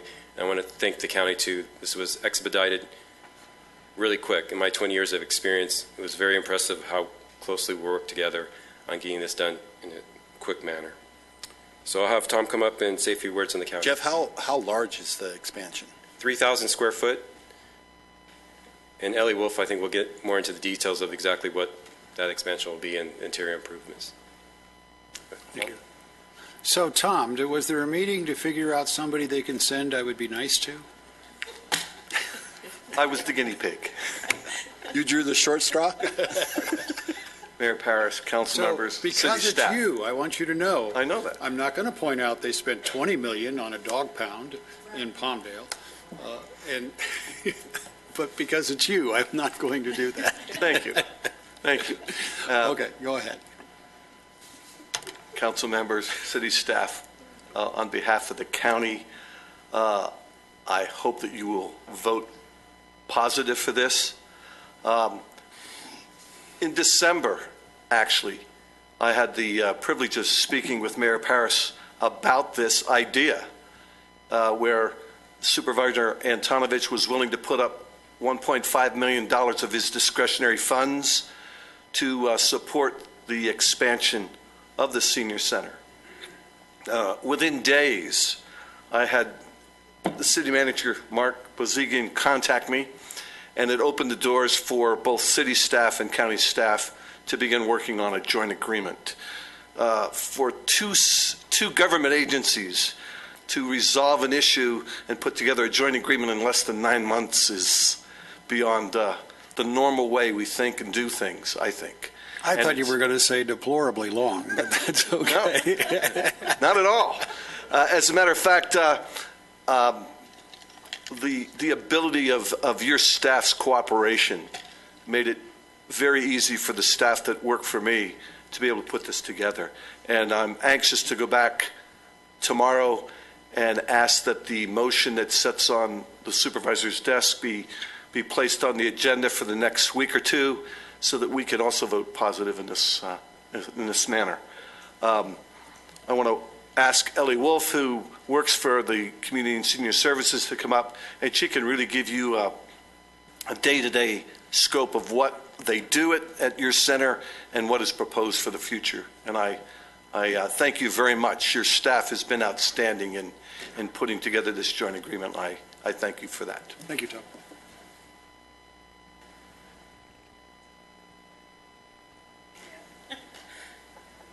Hi, I'm Ellie Wolf. I work for Community and Senior Services. I am the manager for the Internal Support Services Division, and in that division, we have facilities management. We also have emergency preparedness, and we have risk management. This center, this expansion, I'm going to talk to you from my heart. I have a whole page of things, but we have a booklet for you. This center serves up to 700 people a day, seniors, who sometimes have to wait in the hallways for services because they have one recreation room that when meals finish, they have to clear it out, bring in another group of seniors for the next activity. And this is the seniors' home away from home. This is where they get to go and be together and enjoy their life. So this expansion will allow for us to have multi-activities going on all the time.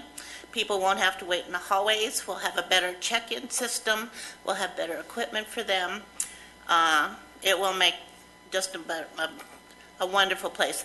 I oversee 32 facilities for our department. 15 are community and senior centers. This center serves more seniors than any other center we have, and it's in the greatest need of expansion to help these seniors. This is their home away from home. The activities, I have packets you can look at. There's a long list of activities that could grow. They have a workout room that needs equipment. What equipment works is always being used. There's a pool room, there's a card room, there's an art room, and they're all packed to the max. So this would allow these seniors to have better activities, a healthier life. We could serve more meals. They serve up to 300 meals a day. They serve up to twice a month. They have pantry. They give out 500 to 700 packages of food for seniors who need it.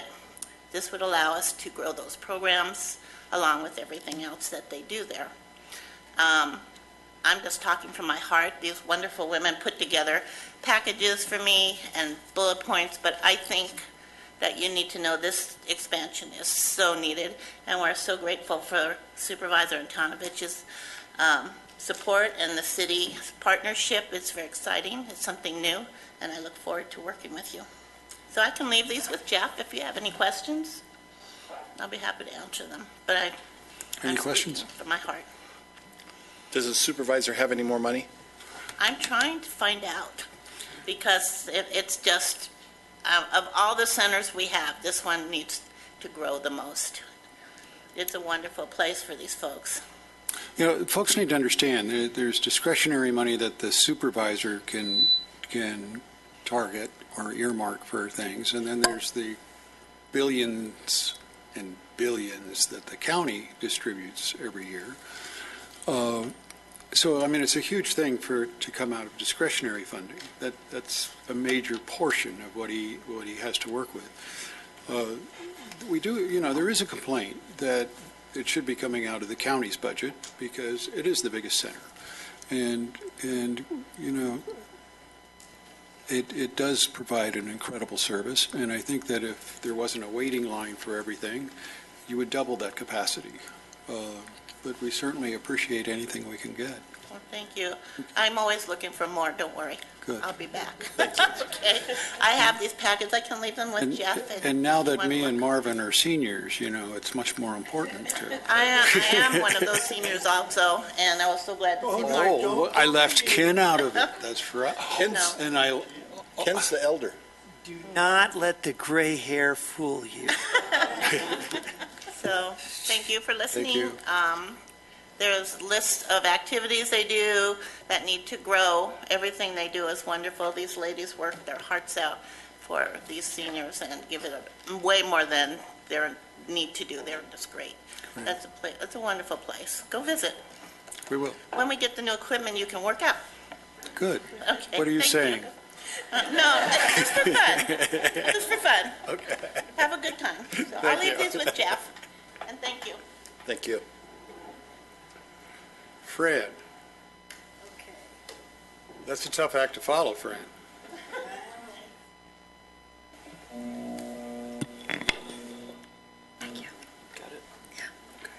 Did you want to tell Angela a little about, the guy with the 666? Before you start? Are you worried about her too? Oh, I don't know. I think she's in good hands with Allstate. No, as far as the senior center goes, as you know, I brought this up about a year and a half, almost 2 years ago, and I brought it up at this, the county supervisors meeting. And when that happened, Antonovich's office about 3 or 4 days later made an appointment for the head director and the director of our senior center, plus me, to attend a meeting that they were going to get this thing started. Now, also, at that time, we wanted to have a new building built, because years ago in 2011, they had an estimate of $12 million to do something, and all of a sudden we don't have that kind of money. So anyway, in the interim, all this time, and I brought it here to the city council, because the supervisor said they needed another entity to come and help fund the project. So I asked you guys to hope the city council, hopefully that you would come in and help us, which you have. And I'm very appreciative on my part, and all the seniors are very happy.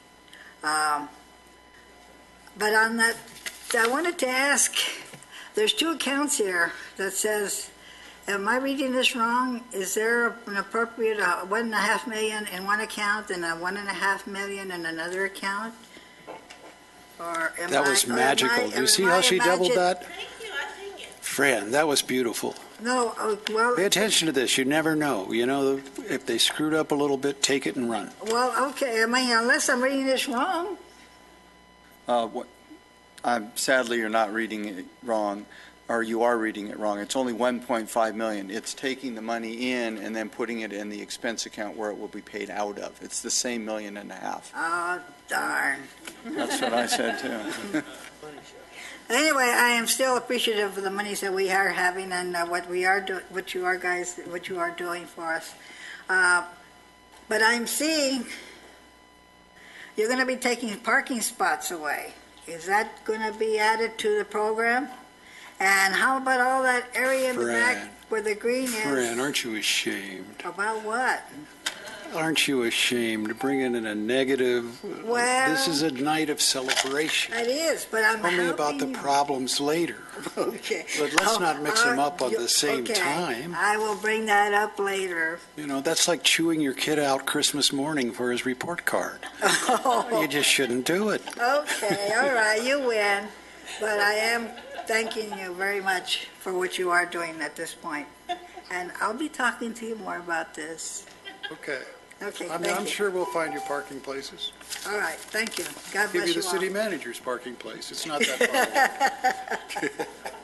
Not yours, but mine. How about my parking spot? I can park anywhere, though, inside or out. Thank you very much. God bless you all. Thank you. Okay. Do we need to vote? I guess we do. Is there a motion? I'll move that we accept NB2 with the recommendations A, B, and C. I'll second. Let's vote. It's unanimous. Tom, you did great. Look at that. I mean, to come before this council and get a unanimous vote? Okay. Now, moving on. Any council reports? Okay. So after multiple meetings, we've been meeting for alcohol sale update.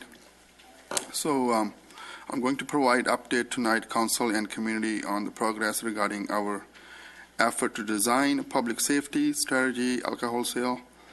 Thus far, effort has been very successful, in part due to the commitment of the mayor-appointed group and staff working together to find solution.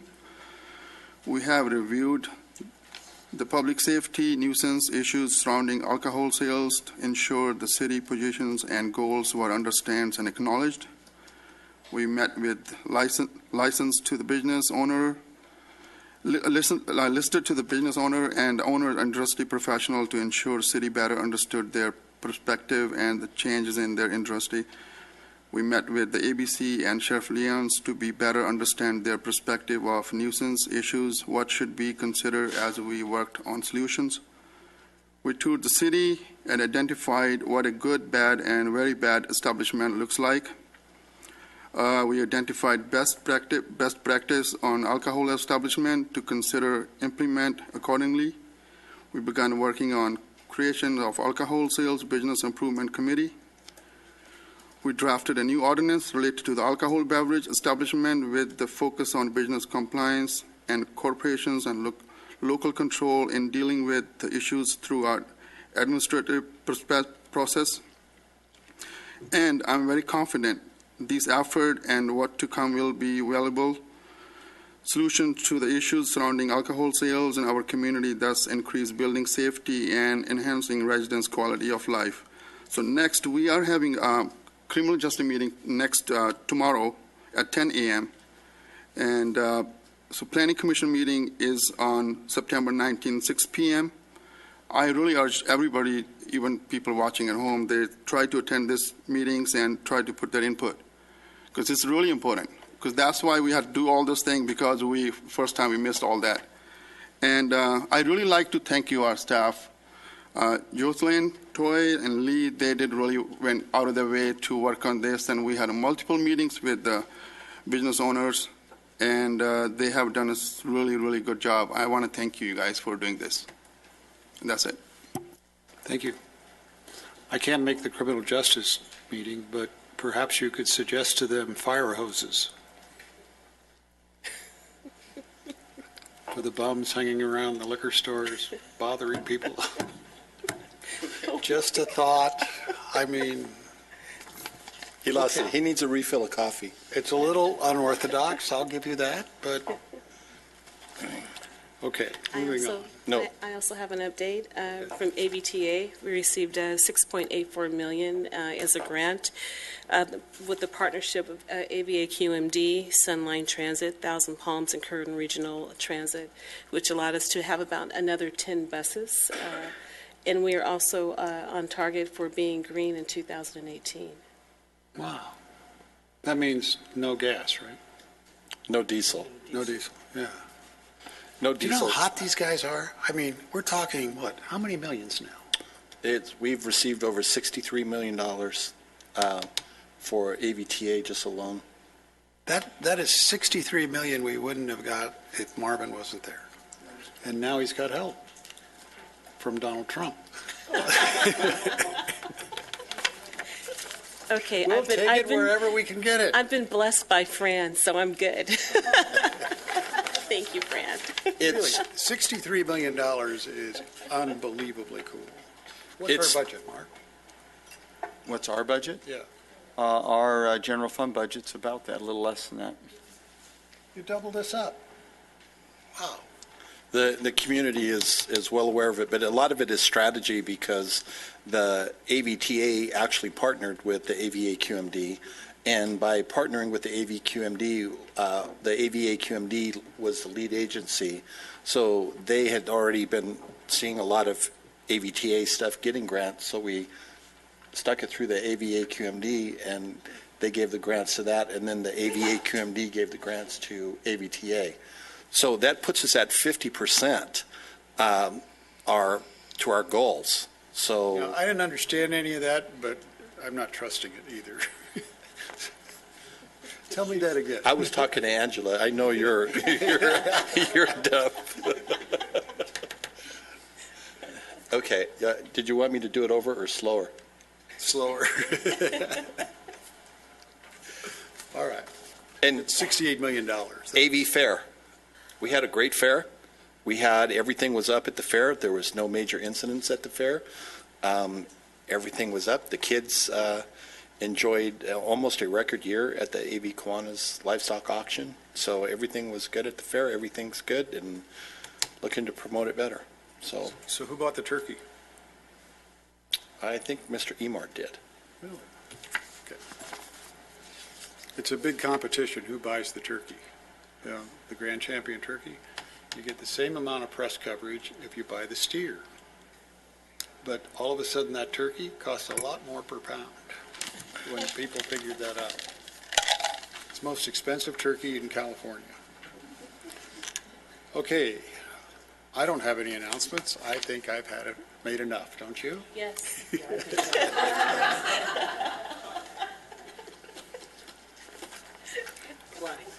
You know, the great thing about being this is my third term, you don't really care what you say. You should care. You should care. A little bit. I don't care. All right. I have the switch to turn your mic off. Who gave him that switch? Watch. What? Go. You didn't. No, you can still hear me, right? Had you go in there for a minute? I called, we sue people for this. It's elder abuse. All right. Guilty. City Manager, any announcements? Yes, a few. First off, your partner and defender of the faith, Miss Allison Burns, it is her birthday today. Happy birthday, Allison. Well, this was a fundamentalist award, and I'm sorry, there's no possibility that... She was a partner. What? She was a partner, non-voting. She was a partner, that's right.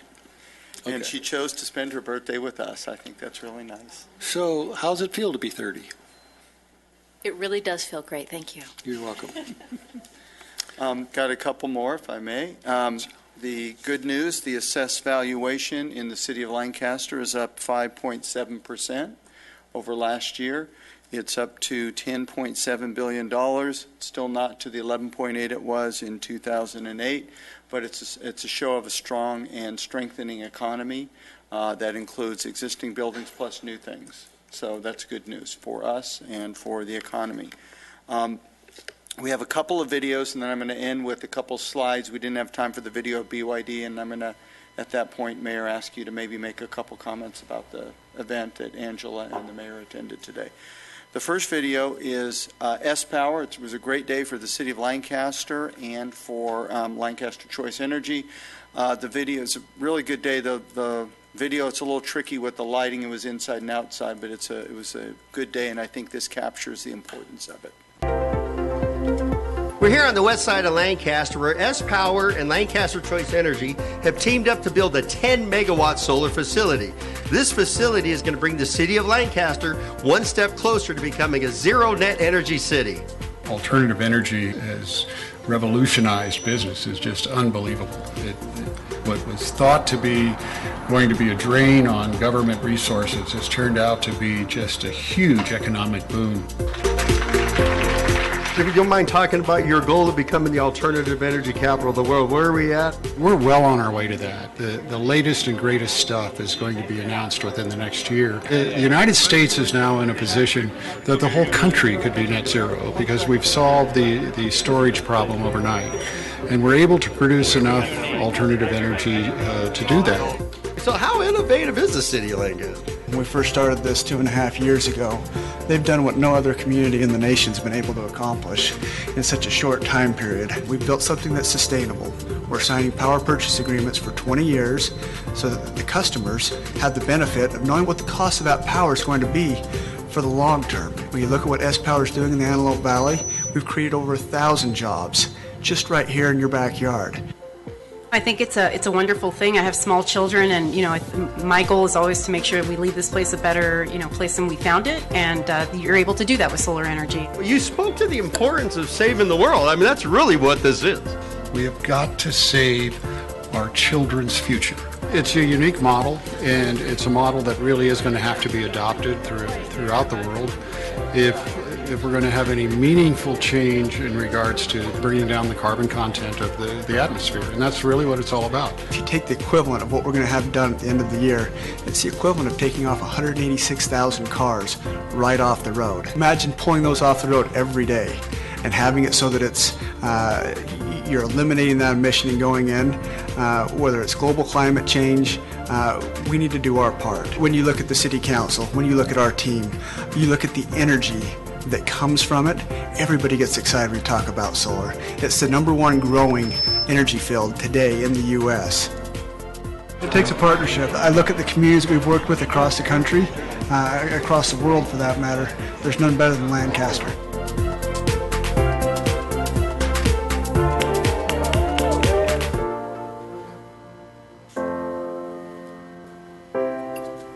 That was good. Angela, did you know that Mr. Trump doesn't believe in climate change? It's okay if he doesn't, because I do. Okay. Oh, good answer. The second video we're going to show this last weekend in commemoration, celebrating America, and a 9/11 services for fallen heroes, both showed that this community and thousands of communities around the country, that's where patriotism is. It's not on football fields or whatever. It's in our communities. And the event we had this weekend, in my opinion, was the best Celebrate America we've had in the 6 or 7 years we've been doing it. And it was a lot of fun. So we have a video to show you.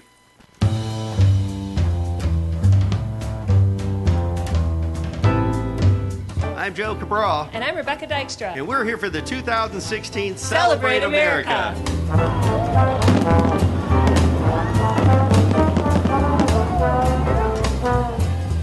This is Celebrate America 2016. It's just everything that we love about America. It's baseball games, it's apple pie, it's coming out and spending some quality time with your family outside, seeing some beautiful cars.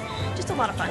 Look at everyone celebrating America. This is what Lancaster's about. There's a lot of flags out here representing what America's about and what the people have done and the sacrifices that they've made for America. So it's a great day for Lancaster, and it's a great day for us to say thank you. When we talk about what makes America great, evenings like tonight, where everybody gets together and we celebrate America and we talk about heritage, we appreciate the military, first responders. To me, this is like the best. Everybody's here having a great time as I'm sitting back and having conversations with the veterans that have said thank you so very much for being here. And I'm thinking, oh my gosh, thank you so very much for what you've sacrificed for us. I come from a family of veterans, so to celebrate really touches home and it hits my heart every single time. It's a perfect day in the city of Lancaster. To this Saturday, and these families can be somewhere else, they can do some other stuff, but they choose to be here because you know what? They love being American, and this is what they're celebrating America. Being here, being a part of it, shows that, you know, we are true Americans and we are here to celebrate our great country, and that's what it's all about.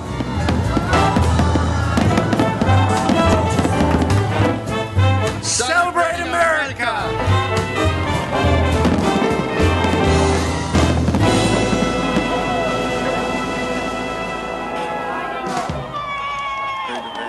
You guys are getting good.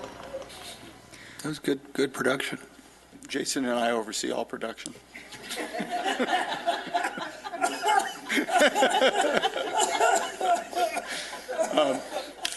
The last one, Mayor Paris and Councilwoman Underwood Jacobs had the opportunity to, in driving winds, attend a groundbreaking today that is just the beginning of an unbelievable expansion of BYD. So I'd like to ask Mayor Paris if you wouldn't mind saying a couple words about today, and Angela, if you'd like to as well. Well, it's phase 2 of the BYD expansion that, it's hard for people to get their heads around, but we actually will very soon have a community where everybody who wants a job and is willing to learn a new skill and work hard will have a job. How many communities in America can say that? I don't know that there's any, and it will be because of the expansion of BYD. What's coming online is unbelievable. Everything from big rig trucks that are electric. I mean, imagine that, big rig trucks that are electric.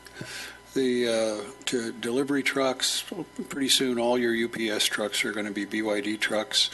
It's going to be a massive facility. And it actually redefines the way they manufacture. And Stella Lee, who's in the picture, was taking me through the factory and showing me and telling me how the way they build those buses is there's a lot of talk about how certain assembly plants you can stop the line and fix a problem. Well, they don't have a moving line. It has to be perfect every time because those buses have to last 20 to 25 years, which is twice the lifespan of a normal bus. And just how perfect they're constructed is the reason that company is just taking off. And then within the next 6 to 12 months, we're going to be announcing phase 3 and what that means. It's going to be, it's hard for me to grasp what's coming. And, you know, they swore me to secrecy, and so there's a bet going on how long I can keep the secret. And so, well, I can't tell you today, but tomorrow, who knows? Okay? And then, in the interest of full disclosure, we have nothing to do with the videos. That is all Luke and Juan. So they're doing a good job. Did you? I'm sorry, The only other interrupted you. thing that I would add to what the mayor has said is that Stella Lee also recognized 6 of her employees that have been with her since day one. And to me, the sign of a great company is the fact that you have people that are with you for the long haul and longevity of everything, and the passion that she brings to the table and the heart. And it was actually shown in the faces of the people that work for the company. So it was exceptional today. And Mr. Mayor, I think it's important to point out that this is BYD USA. So BYD America is a USA company that has more American stockholders than General Motors. So I think it's important to understand that this is an American company. Good point. Good point. And I don't know who that old guy was standing with her. Looked like Santa Claus. Vague resemblance, I'll give you that. Okay, anything else? Good, thank you. City Clerk? This is the time to address the City Council, agency, and authority on non-agendized matters. Speaker cards can be found on the back table of the council chambers. Individual speakers are limited to 3 minutes each.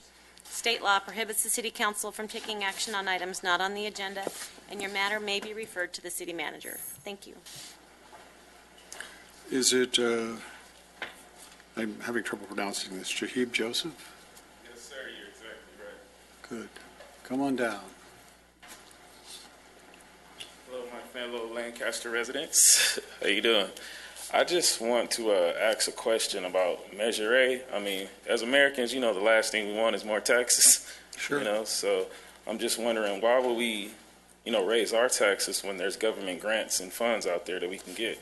Like, I just found out that Grace Resources didn't even apply for their RFP crisis housing, so $600,000+ they just left on the table by simply not applying. I'm wondering, why would we raise taxes when there's so many funds out there that we can go get? That's a question, because... Well, I don't know the answer to the Grace Resources because I'm not familiar with the facts.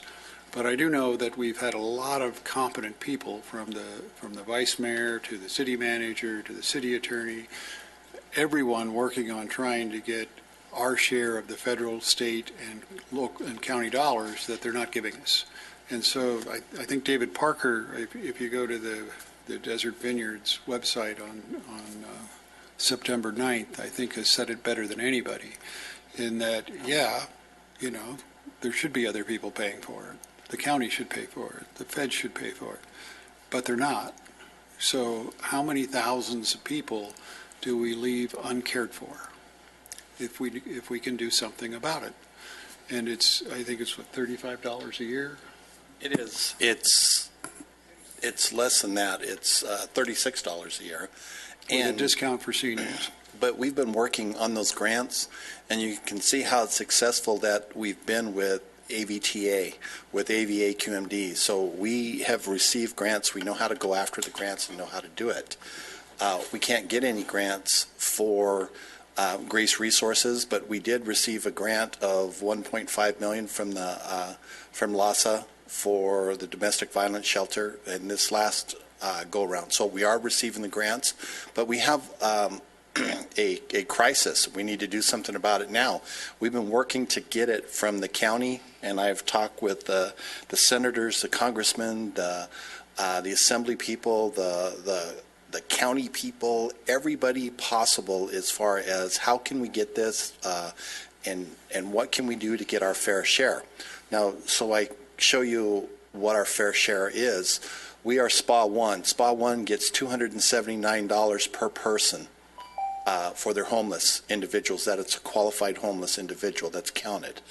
The SPA 4 in Los Angeles, which is downtown Los Angeles, gets over $4,500 per person. We're just not getting our fair share, but we're not getting our fair share because of the formulas that were set up by the federal government through HUD, it's a long-term process that we will never, ever catch up. So we had our faith-based community step up. Our faith-based community has stepped up and brought us to this level. They can no longer shoulder that burden. They're overburdened as it is now. So we're trying to get help. So we're asking the community to step up and to help their fellow man.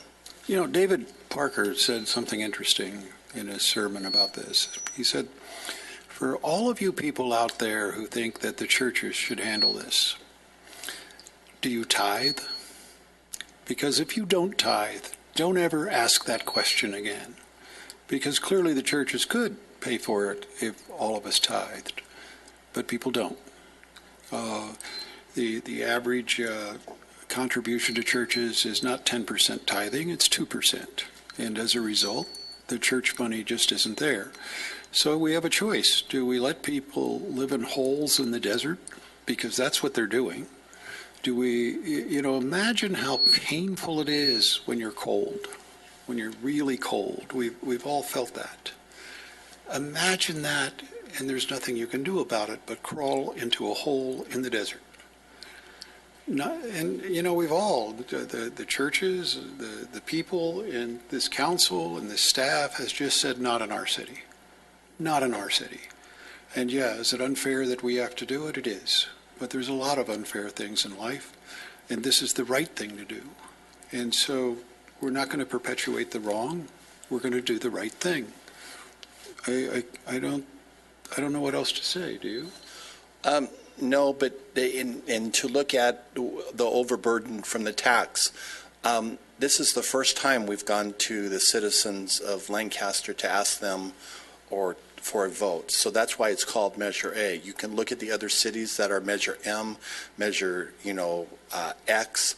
It goes by the alphabet. As many times if you've gone to the voters, that's how many times you bump up in it. So we don't do this on a every year basis, on a whim. We've tried everything possible to make it work. This is our last resort. This is our last resort to help everybody. So it's not something that any of us want to do. It's something that we have to do right now. So does that help you? Yes, sir, it does. I'm just wondering which way I'm going to vote in. I think you sold me. Thank you. Every vote counts, so please vote. Fran.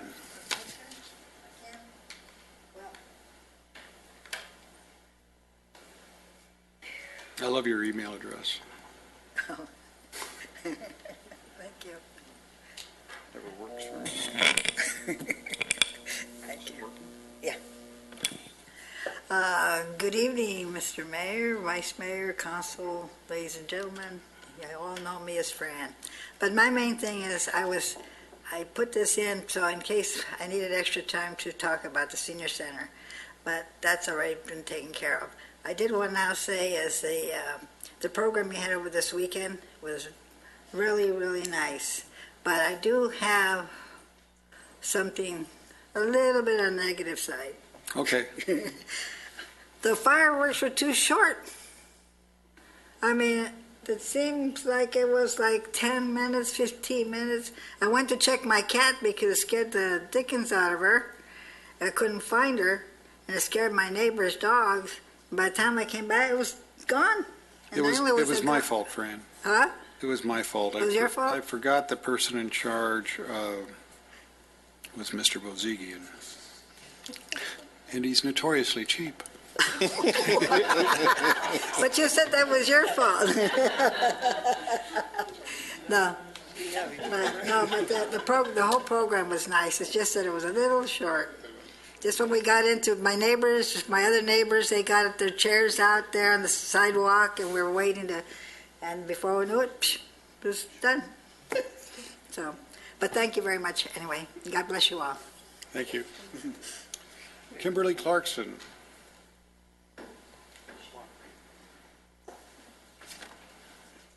Oops, I think I'm unstuck. Thank you. God bless you. Well, I'm not qualified. There. Okay, that's you can it. get out. I don't know if I Okay. can make it go up, but That's you can good get out. enough. All right. Thanks.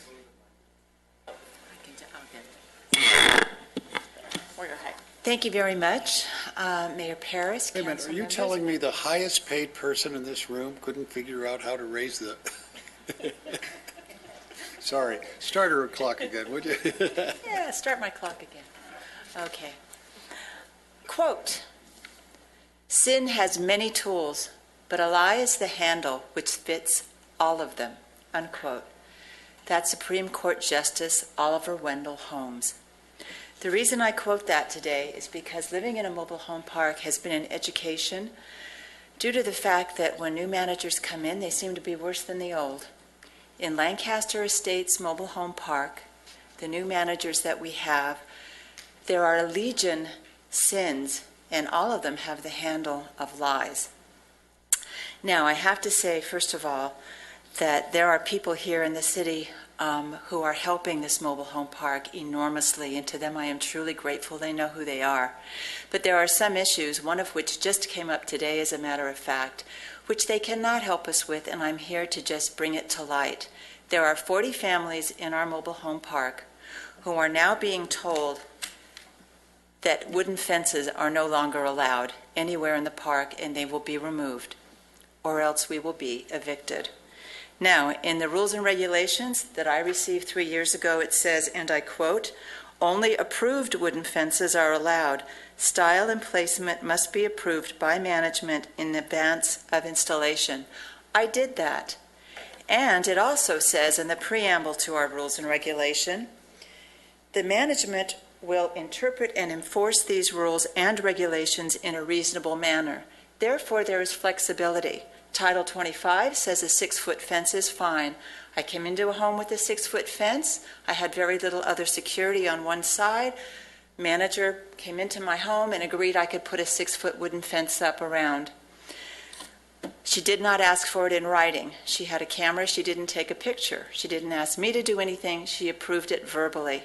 Fence went up. Neighbor didn't like it. Lawyers were hired. A battle ensued for a full year. And then when the new managers came in, we thought, oh, they're angels. They solved the problem in about 12 hours. And this letter that we wrote memorializes that. We told our attorney, who told their attorney, it's over, it's done, until 3 days ago. Without having any community meeting, this is what we have. Wooden fences are prohibited. All wooden fences, regardless of size, regardless how long they've been there, will be removed. And it says there is no grandfathering. Well, that's rather absurd when you consider what I just read. In this brochure that the City of Lancaster puts out, it talks about code enforcement violations through the mobile home park residency law. Now, these are not grandfathered.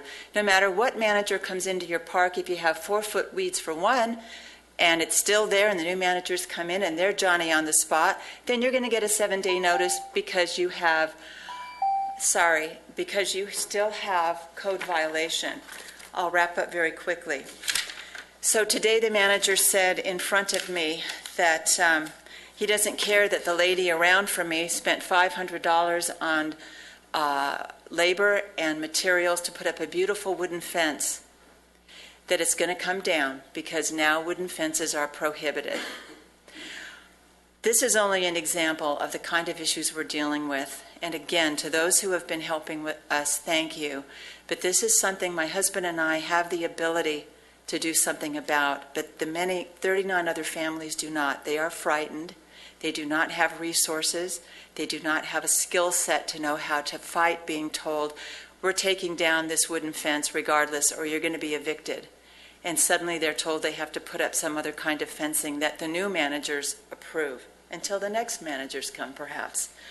I hope that you will think about the fact that although apparently those of us who live in mobile homes have more protections than, say, landlord-tenant law, Chapter 11, perhaps, We are still at the mercy of managers who are not licensed, who are not certified, who handle thousands of dollars, who don't know mobile home park residency law, and who depend upon other owners to tell them. And then they put things in writing like this. Is there a licensing requirement for managers? No, not now. It's pending, apparently. There is a big thing going on with state senators, our state senators in San Bernardino this Friday, 1 to 4. The Golden State Manufactured Homeowners League, of which I'm a president of a new chapter in our park, will be there.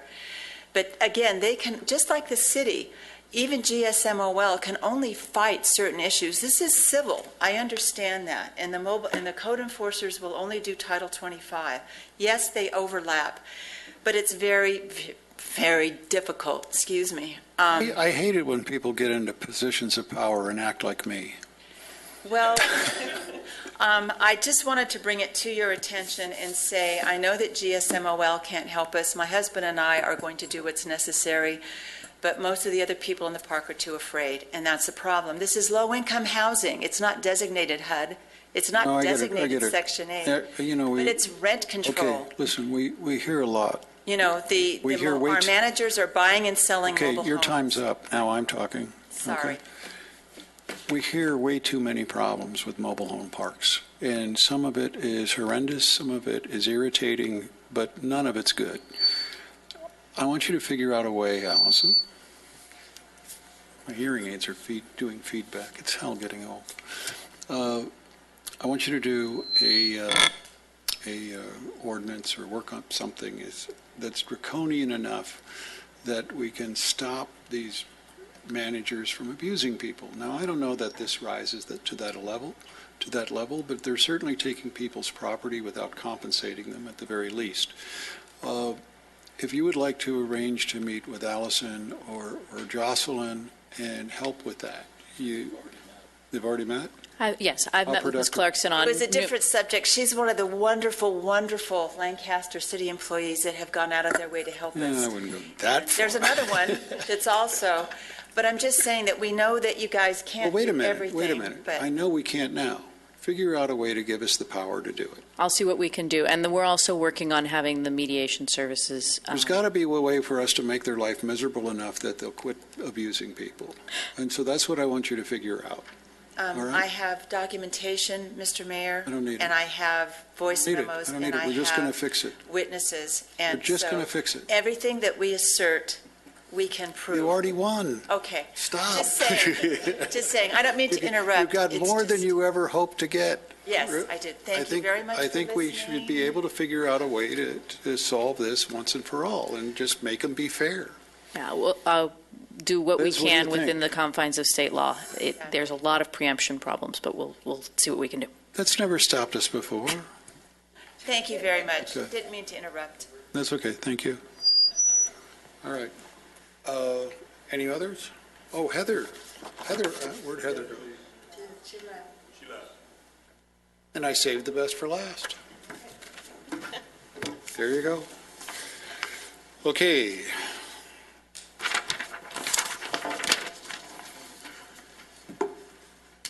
Any other comments from the council? We all good? Okay. There's no executive, no secret meeting afterwards? Okay. No closed session. We never have secret meetings. Anybody in here believe that's not a secret meeting? I mean, you ought to see the way they act when I want to bring somebody in with me. All right. The City Council meeting is adjourned until Tuesday, September 27th, 2016 at 5 p.m. Carol, my day is done, and I'm coming home. And I know you're mad because I talked too much during the meeting. Thank you, Carol.